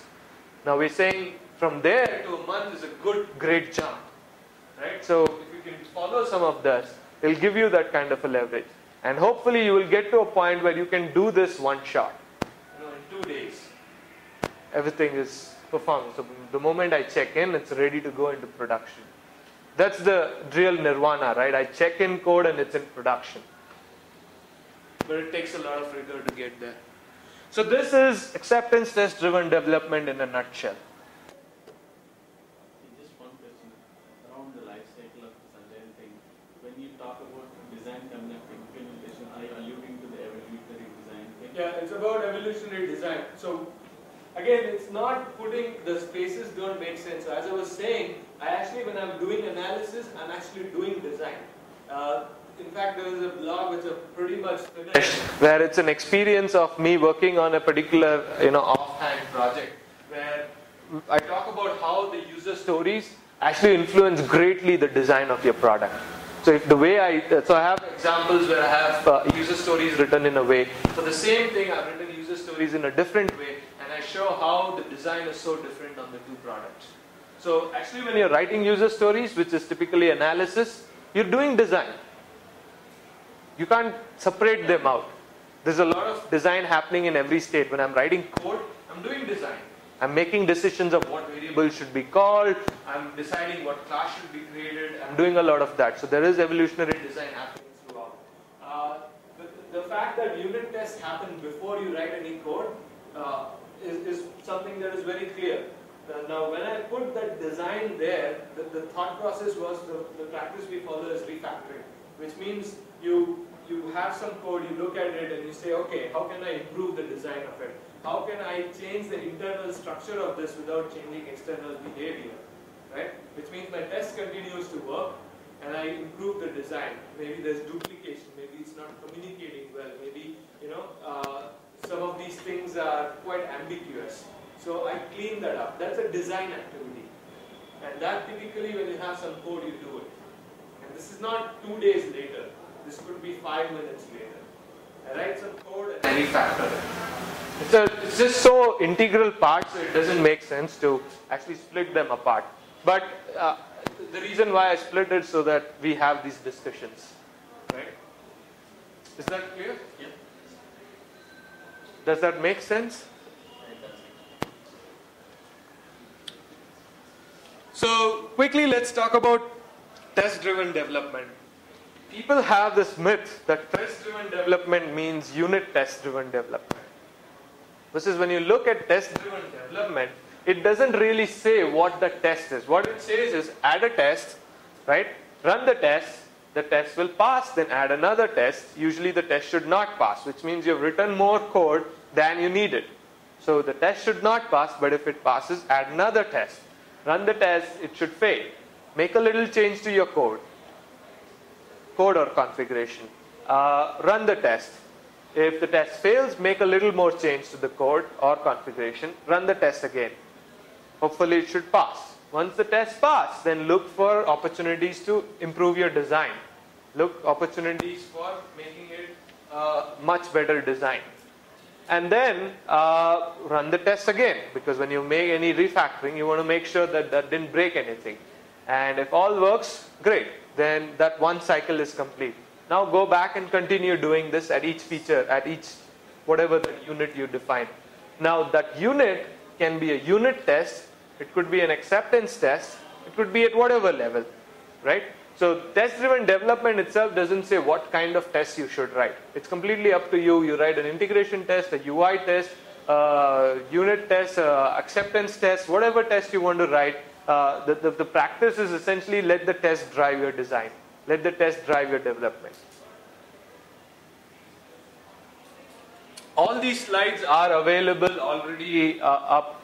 So these are all licensed under Creative Commons, which means you can share it with anybody if you want. You can put it on your blogs. You can put it anywhere you like. It's just not for commercial use. So you can't sell this and make money out of it. Alright, moving on. Mike Cohen is another big luminary in the agile space, and he talks about some interesting phenomena of a testing pyramid. So he says the different types of tests that exist on a typical agile project is in a pyramid structure. So you have at the tip of the pyramid, you have GUI tests, graphical user tests, which are, so there are series of tools available, Selenium, Sahi, Wada, Frankenstein, Abbott, whatnot. But they are fairly small in number. These, not the tools, but the tests that you write are fairly small in number. Below this are the set of acceptance tests, which are far more in number. And there are tools like Fit, Fitness, RSpec, JSpec, and there's a huge list of tools that are in that space. And there are at least one per story. At least one per story. And at the bottom of the pyramid, which is the majority of your tests, are at least one per module per class or whatever that breakup is, and that's the majority of your tests. You use XUnit or TestNG framework to write those, right? So if you typically look at how the distribution of your different types of tests exist, this is how it would exist. And I would put my performance test somewhere in between here, right? The performance test would fit somewhere in between here. Big part of the pyramid is owned by developers or testers. Because for many projects we have dedicated developers. Yeah, I don't quite like that phenomena of dedicated testers and dedicated. What I like is the roles, not people. You're a QA, which means only you are responsible for QA, for quality. I'm going to screw around.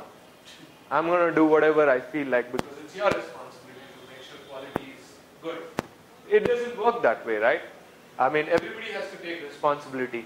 So if I really have to separate them, unit tests would probably be written by a developer when they're developing. Acceptance test is usually written in conjunction, or it's usually a triage. The business people, the developers, and the testers. So it's usually a triage. Three of them sit and write those acceptance tests. And the GUI tests are usually written by, and the GUI tests, as in the tests which are written after the fact, by critiquing the product, are usually written by the QAs with the help of, again, developers, because a lot of automation is required in that. So there's some help from developers, or there are QAs who specialize in automation. Those guys do this. And they also need some help from the UI experts, UX experts, right? Because there's a lot of usability aspect that would come into that picture. So if we move back to that diagram that I was showing a while ago, right? In this actually makes it very clear of which role is responsible for what type of test. So which role is responsible for this? Developers. How about this? It's a triage, right? Combination of people. How about this? More usability focus. Usability focus, there's exploratory testing, which is the typical QA focus. So that's more of. So whenever it gets to business facing and critiquing product, it becomes slightly less on the developer side. It becomes heavier on the QA side. This part of stuff is slightly heavier on the developer side and less on the QA side. And that becomes more on the QA side and less on the developer side. Performance testing again is done again in conjunction.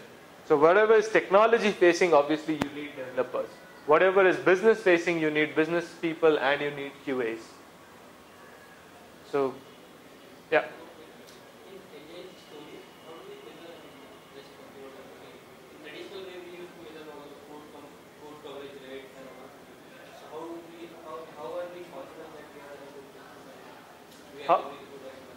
So, I don't know if you can really measure precisely if you've done a good job, because good is relative, right?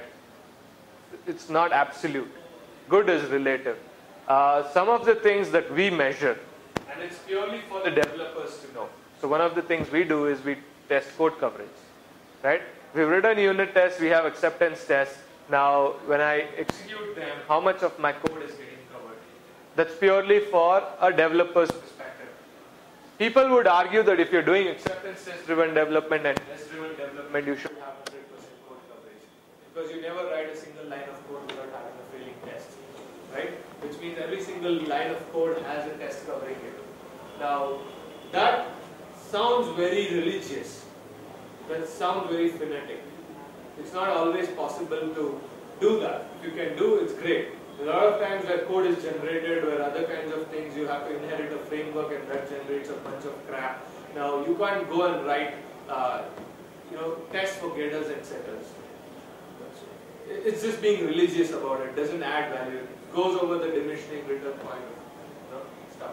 So anyway, again, no silver bullet, but some of the things we measure is the code coverage. We look at another very important thing is we have these demos, right? So we look at these demos, we do usability tests, and stuff like that. We make our users use it, and we see how do they feel about this stuff, what features do they use, how easy they find it, do they need help, are they looking for help by doing that, which means it's not designed well, which means it's not done well. The performance tests which help you understand how performant this is, are there obvious bugs, you can do profiling to figure that out. So there are a set of things that you would do, but nothing is pre-planned, except I would say the code coverage part of it. Everything else you react to it, because you show a demo and you see how the user feels. The best feedback you get is when you put it in production, right?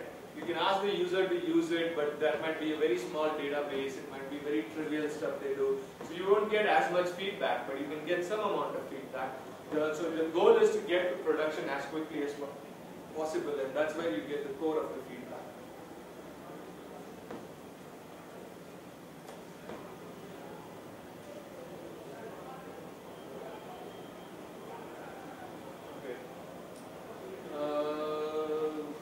Here, you ask the developer how much are you done, the developer says I'm 60% done. You ask again, the developer says I'm 65% done.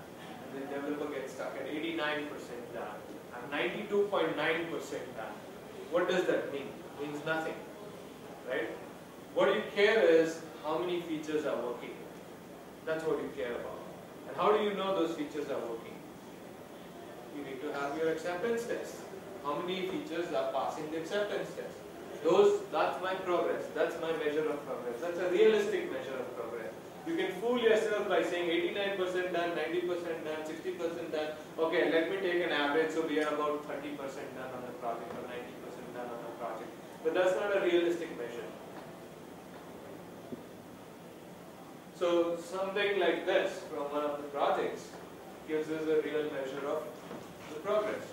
When we start, obviously we don't have all the acceptance tests written. As I was saying, it's an incremental process. You don't sit one day and write all your acceptance tests. You start with some acceptance tests. Over a period of time, you start building them up. And over a period of time, hopefully, more of them turn green, and there are less which are red. So towards the end, you should have all your acceptance tests working, no acceptance tests failing, and no acceptance tests yet to be done. And if you see the trend, it's very easy to measure the progress. Where do you stand? How much features are getting done?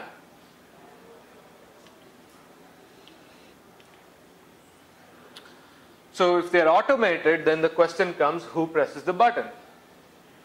Right? So who should press the button? Everybody should be able to press the button. Developers should be able to do it because they need feedback. Testers should be able to do it because they need to pick the build.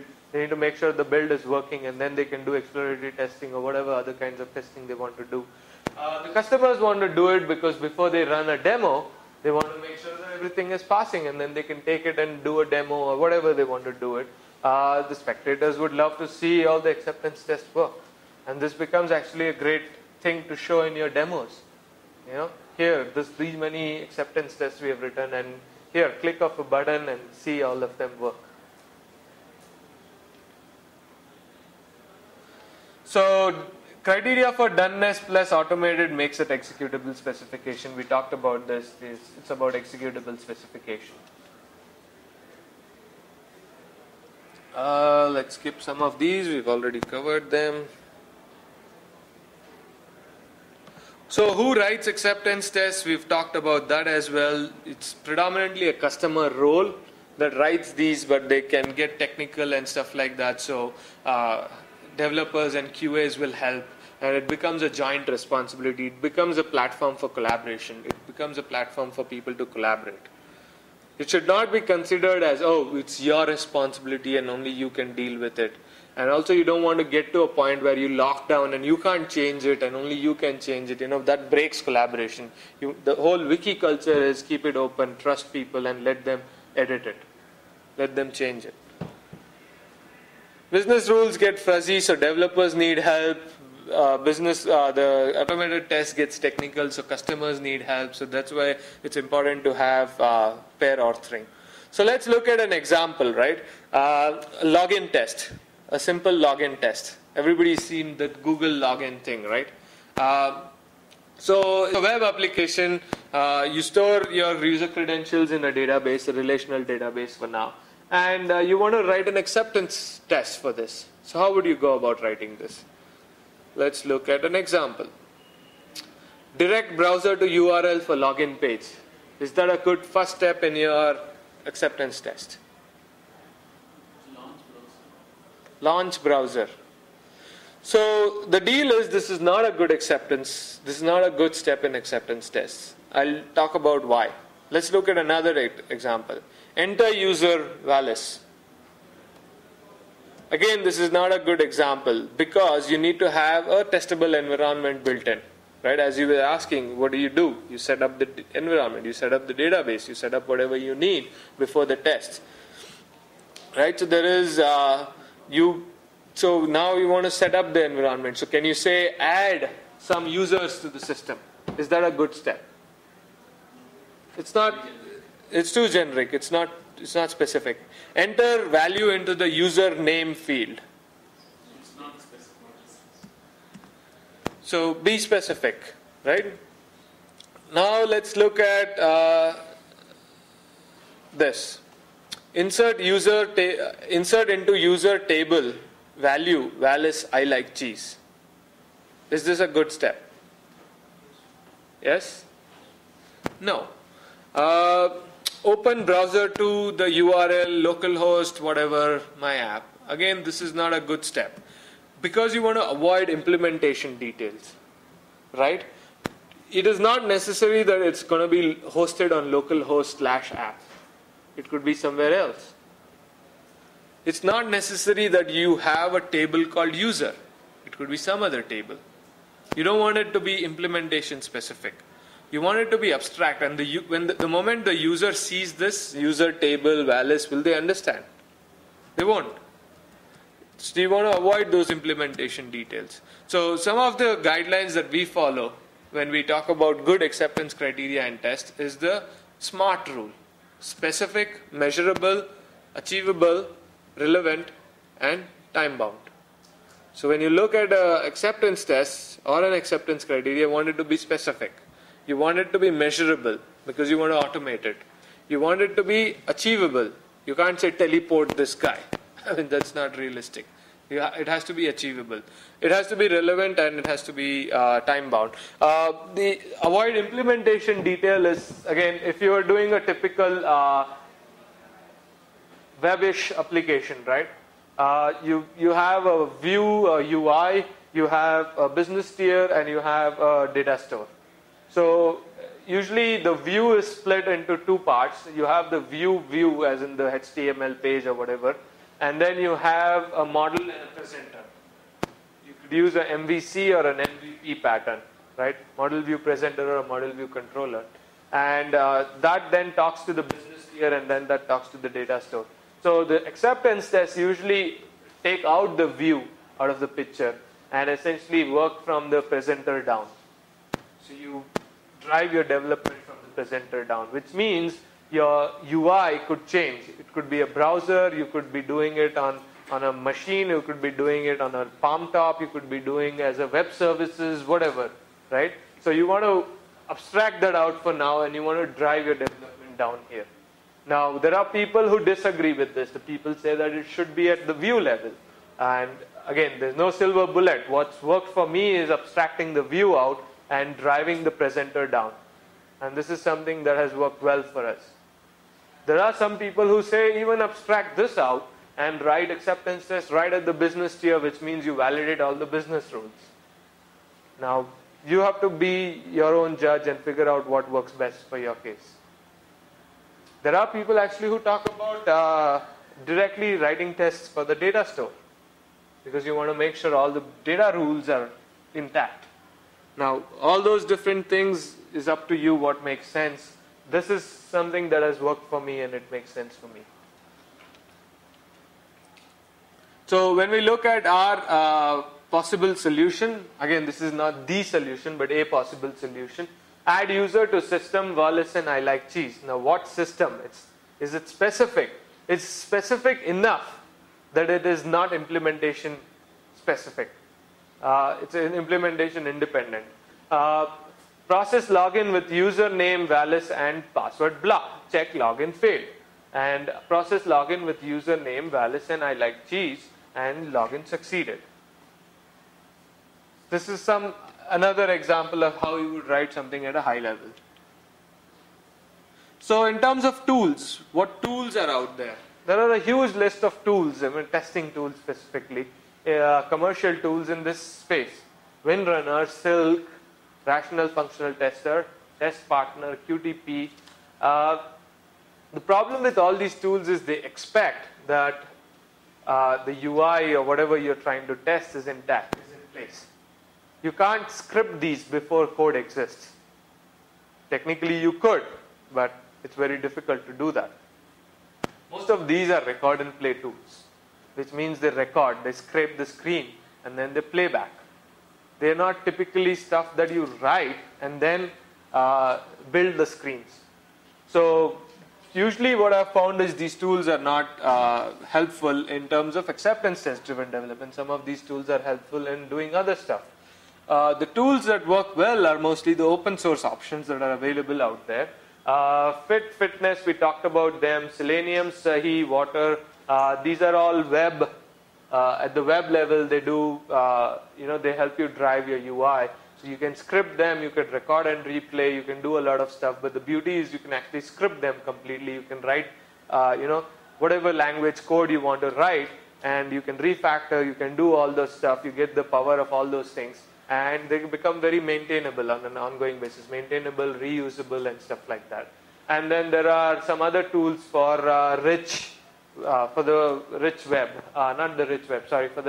rich clients, like WinForms and stuff like that. So there's Frankenstein, which does for Swing. There is SharpRobo, which does for WinForms and stuff like that. Abbott for, again, Swing, Eclipse, RCP. The new collection of frameworks that are evolving now after fitness and stuff like that is RSpec, JBehave. These kind of fit into the BDD space. Have people heard the term BDD? Yeah. Beer-driven development. That would be fun. BDD stands for behavior-driven development. So the problem with TDD, they say, is that there's so much emphasis on test-driven development that people think of it as a testing thing. And people focus too much effort trying to make it bulletproof stuff. But that's not the goal. The goal is to drive behavior. So hence BDD. And RSpec and JBehave, these are wonderful tools that actually let you do that. Have a look at RSpec. It's really, really cool. So we've talked about fit. I'm not going to go into details of that. We know Walter Cunningham created it. Let's look at some other stuff. We've looked at examples of stuff, and what we can do is we can take a break. We can come back and we'll do an exercise where whatever fitness examples we've seen, we'll try and take an example. Probably we will skip the laptop part of it now, and we will just do, just write those tables for now. Help. To get thinking in terms of table is a pretty big deal. So what we can do is we can take an example when you guys come back after a quick break, and we can do the... So let's decide what problem we want to choose for the exercise. And then when you guys come back, we will take that problem and we will quickly do it. We could do it together or you could do it independently. We'll figure those logistics out. Some examples that I've used in the past is develop a tic-tac-toe game. Are people familiar with tic-tac-toe? So how about writing acceptance tests for a tic-tac-toe game? I want to build a tic-tac-toe game. How will I write acceptance tests for them? Obviously, you want to write acceptance criteria first and then acceptance test after that. So let's take a quick 5-minute break, right? Get some water, refresh, move around, and then we'll come back and we will write an acceptance criteria and acceptance test for a tic-tac-toe game, right? And after that, we have the patterns and anti-patterns that I wanted to discuss, and we'll close. So it's 12:15 now. Let's get back at 12:20. Is that sufficient? 5 minutes? And then we'll have about 40 minutes to do the activity and the patterns and anti-patterns. All right. Let's get back in 5 minutes. What I'll do is let you guys form one team. So 7 of you, maybe 2 teams. So 4 of you and 3 of you.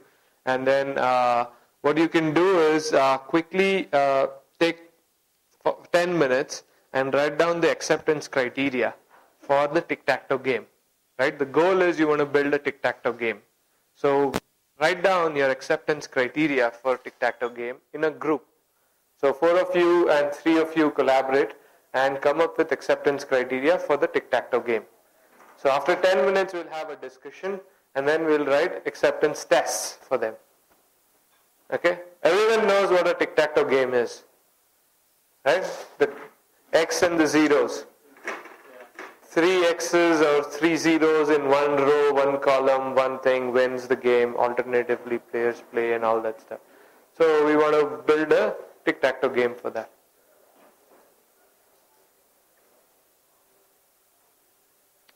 So you can join that team. We just split up into 2 teams. Yeah, it's kind of weird. So you guys have, 4 of you and then 4 of them.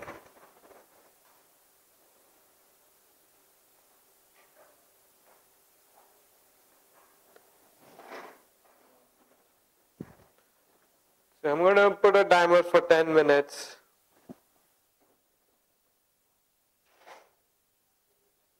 A game, right? So the game can only be played by 2 players. It's not a precondition. It would be a precondition for the following acceptance criteria. But the game itself will have a precondition that only 2 players can play the game. 5 players cannot play a tic-tac-toe game. Similarly, single person cannot play a tic-tac-toe game. A person and a computer, but still there are 2 players. So tic-tac-toe game should have 2 players is one acceptance criteria. Right? Okay, what else? Should accept characters X and O and no other characters. So X and O are the allowed symbols. Okay? Consecutive input should not be of the same character. If X was input, the next character input is O. We should not allow. So players should take turns and play alternatively. That's the goal. This. Okay. So the goal, the criteria is that players should play alternatively. It's not so much about the symbols, it's about players. Because again, 2 players are playing a game. So you want to say that for the game, the players should play alternatively. Okay? What else? The condition is that system to check if the same character is there in any horizontal line or any vertical line or any diagonal. So if a symbol is in same symbol is in the same row, column or diagonal, then the player with that symbol wins the game. So, but there can be no result. yeah, so all 9 are filled up, but there are no. so there is a draw status when there is no winner. Do you need to fill all the 9 to actually declare it's a draw, or can you actually tell much before that it's a draw? We can do that, but we have not worked out what is Okay. So for the game to be really smart, it's a unique selling proposition that it should be smart enough to figure out, say, 6 moves down the lane that nobody's going to win this game. So that's again an acceptance criteria. Okay. Anything else? That's what you guys have. How about you guys? We have, say, 9 positions. Out of 9 positions, it can be filled with either an X or O. Okay, so you have 9 positions. Yeah. And once filled, this cannot be changed. So 9 positions, can they be in one row? No. I mean, it's in a grid. Okay, so you have a 3 by 3 grid. These are the valid coordinates. Sorry? These are the valid coordinates.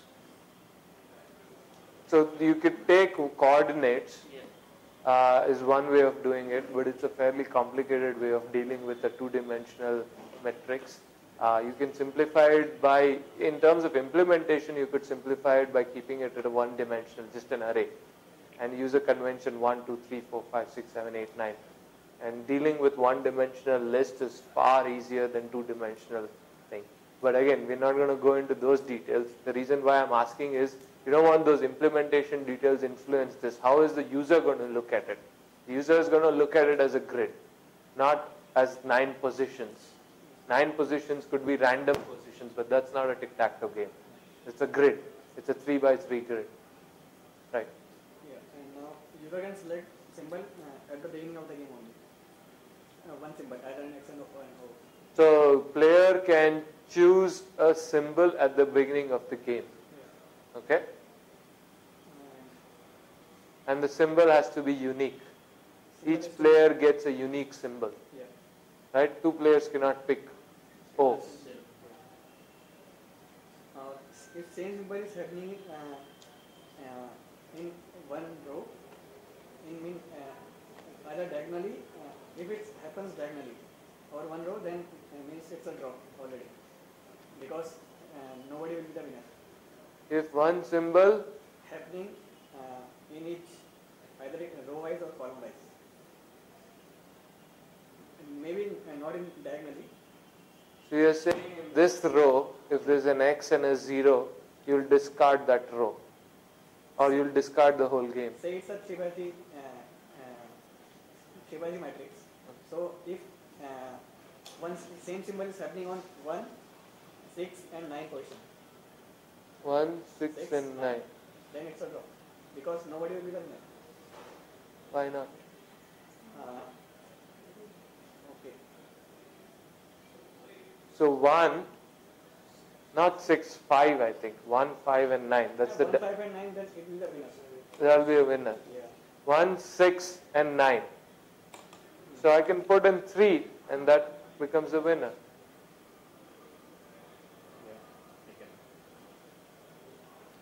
Okay, what else? If it's trying to give any invalid input, means rather than inputting X or O, then it's an invalid. How does the user input X or O? Maybe by keyboard.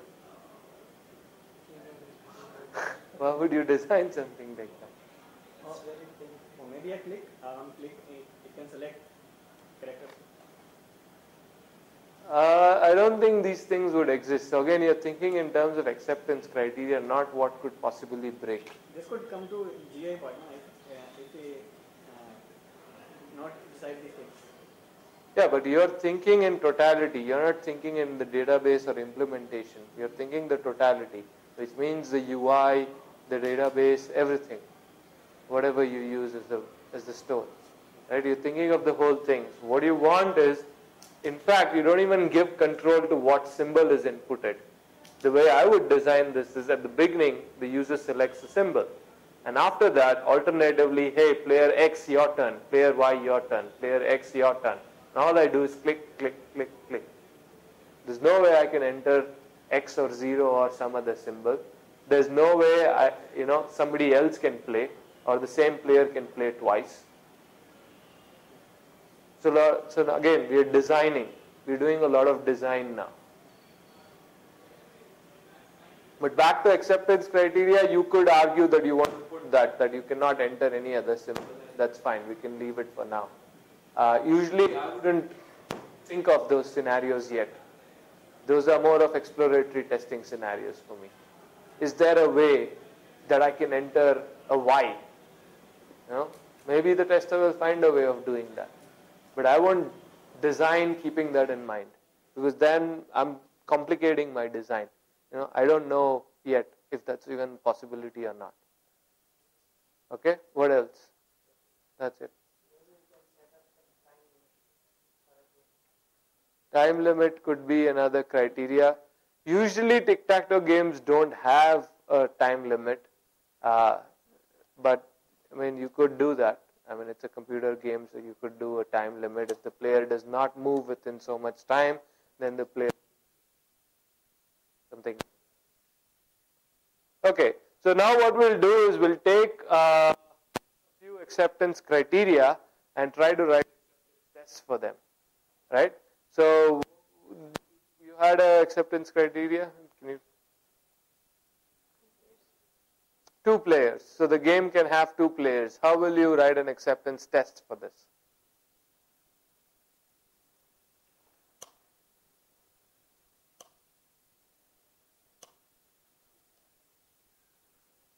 Can you think of a table structure that you can represent this information?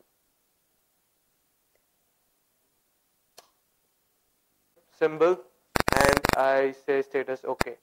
So if I try to add a third player, status would be error. Cannot add third player. If I try to add another player with the same symbol as the previous one, status would be error. Right? Two players cannot have the same symbol. I add only one player, and then I say player A makes move, and I give the number where the player wants to make the move. Now that should give an error saying game not set. Or I could explicitly have a ready game, ready, true or false kind of a thing. I could have that. Or check game status, ready, started, whatever. You could do that. And then you add players, and then you say, okay, I've created a game. So there was another acceptance criteria that I usually would write, which is when I start a new game, the board should be empty. I don't want pre-filled board. That's not how tic-tac-toe game starts. So what I'll do is new game, I'll add the players, and then I'll say board. I would just say board, and it would print out the board for me. In this case, it would not print out the board, but I'm actually going to say C1, C2, C3, and I'm going to write blank, blank, blank, blank, blank. If there's any value in it, it's going to show me an error. Now there's a table with C1, C2, C3, column 1, column 2, column 3, and then 3 rows. And I'll just leave it blank, which means all the 3 rows should be blank. Now, if then I'd say make player A makes a move to some, then that symbol should occupy that location. So then I'll again say board, and this time on that location I'll have an X. And that's how I will validate that it actually gets updated. So I can keep doing this. I can add 3 in one row, and I can say check winner, and it will say player A is the winner. This makes sense? So you can easily, once you have these acceptance criteria, you can easily take them, add examples, and create them into an acceptance. Now you can just click a button, and after you obviously glue your code to it, all those things will turn green, which means they are working. Make sense? So it's pretty trivial once you understand how to break up your requirement into stories and then that into acceptance criteria, and then add examples to it to acceptance test. And once you have that, now you can iteratively go build using test-driven at a unit test level your code. And then you will see how beautifully this is structured, built, designed, and how you have a safety net around it, which means there's a communication aspect of it. Anybody looks at it, they understand, okay, this is how it works. These are all business associated with the tic-tac-toe game, and you have a safety net, so tomorrow if you change something, it'll break, letting you know that something's changed.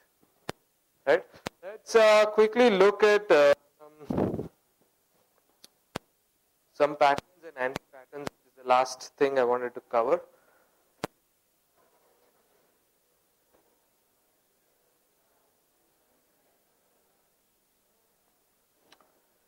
So based on my experience of using acceptance criteria, acceptance test-driven development, these are some of the patterns and anti-patterns that I've found. First one is in terms of organizing tests. I think we already covered this one where we talked about having symbolically link your tests to so you create all your tests in whatever structure you want to create.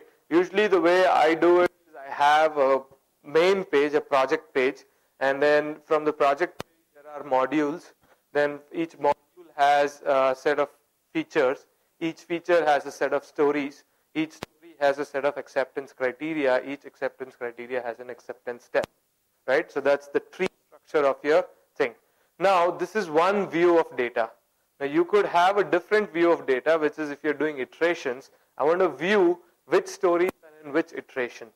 So what you do is you create a page saying iterations, and you add pages underneath that saying iteration 1, iteration 2, iteration 3, iteration 4. You can add details about the iteration and stuff like that. And then you can symbolically link. By symbolically linking is just that the page is not physically copied. It's just a link to that page over here. And what it does is it acts as if that page is physically present there, but it's just present in the other. And I would symbolically link across features. So say for first iteration, this story out of feature 1, story 3 out of feature 2, and story 5 out of feature thing I've taken and I'm trying to build. So I just symbolically link those 3 and I put it in my iteration page. And that gives me a view of by iteration. And then I can create another symbolic link, which is per iteration I can create some of those acceptance tests will be a part of my smoke test suite. Some of those are very critical. I want to run them first. There's a smoke test. Some of them would be my build test. Some of them might be a complete integration build test. So you can take these random tests and symbolically link them in different places, and each suite can be run separately. So that's how I would organize the test. Now the users can keep adding to the big structure that I initially discussed, and the build wouldn't break. Only once the developer has finished the work on it, they will symbolically link from there, and then they will check it in, which means the build will run and it will run that test, and if it doesn't work, it will fail the build. So customers can keep adding tests without code existing, and not break the build. Keeping it under version control, so fitness itself does not have anything built in for version control as of now. So what we started doing, we check in the whole wiki. So this is just a wiki, and it has 2 files per page. It has a properties.xml file and a content.txt file, and it maintains the structure of the same page hierarchy on folder system. So you can just check in the whole thing in.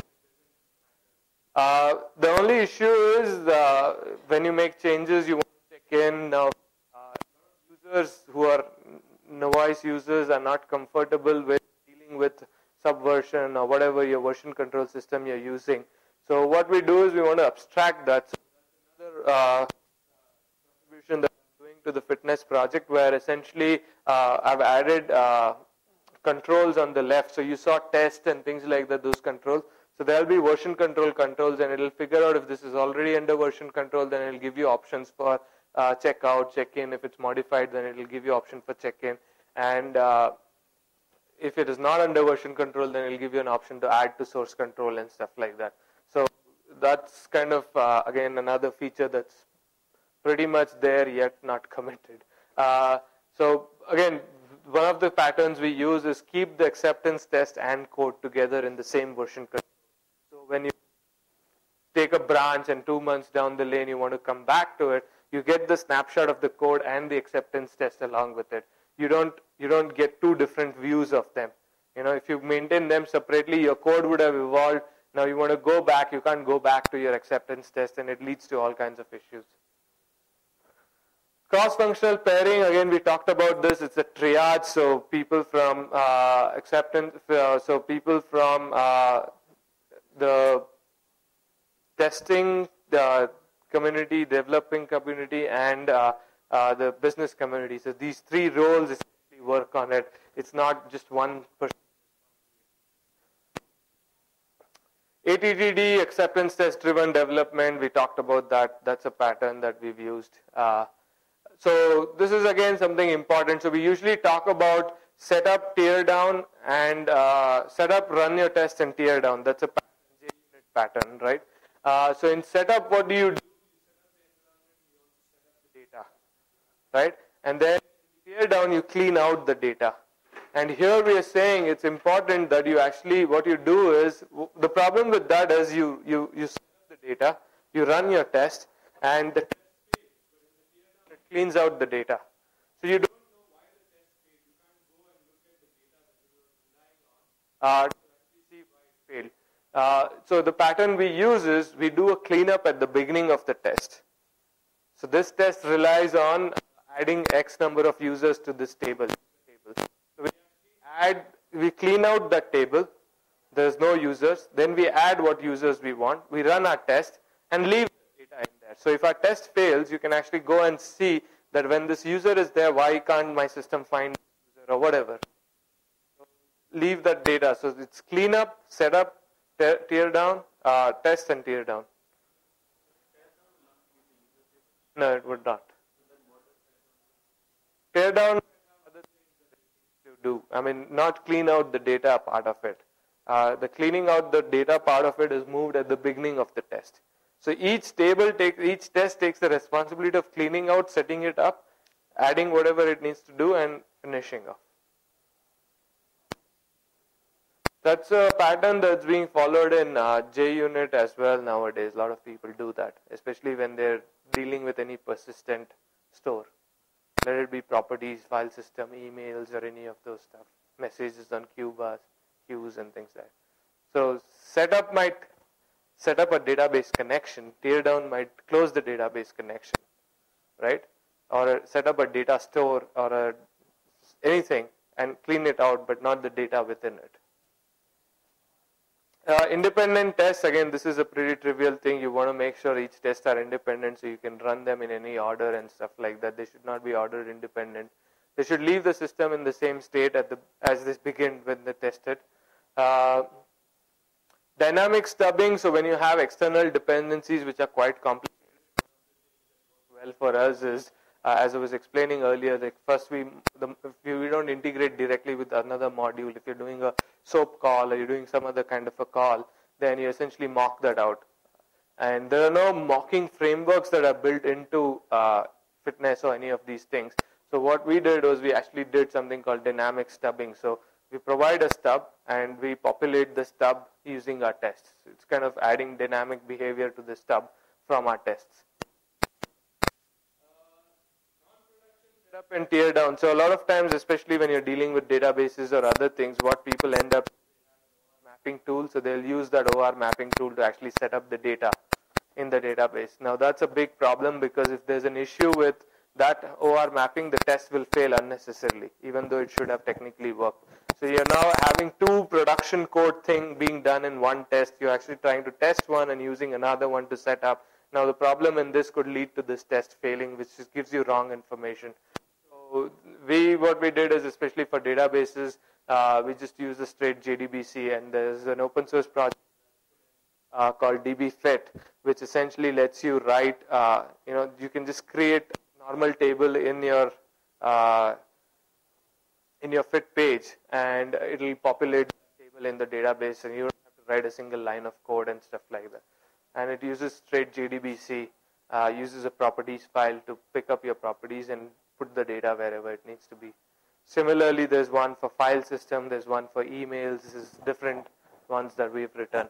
Now, these are all, we don't want to use production code to do the standard stuff.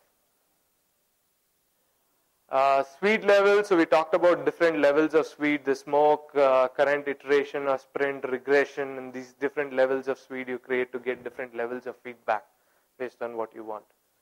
Dry, don't repeat yourself. There is something called $include. So if there are common, say you want to set up something in 3 places, you don't set up in 3 different places. You create one small page and then include it in different places.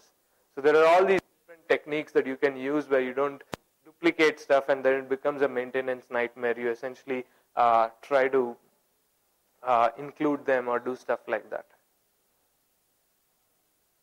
Make it real, make it as close to production. So if you're actually testing web services and you're doing some JNDI lookups or whatever you're doing in that code, try to actually use all that stuff. As far as it's not expensive and it's not very complicated.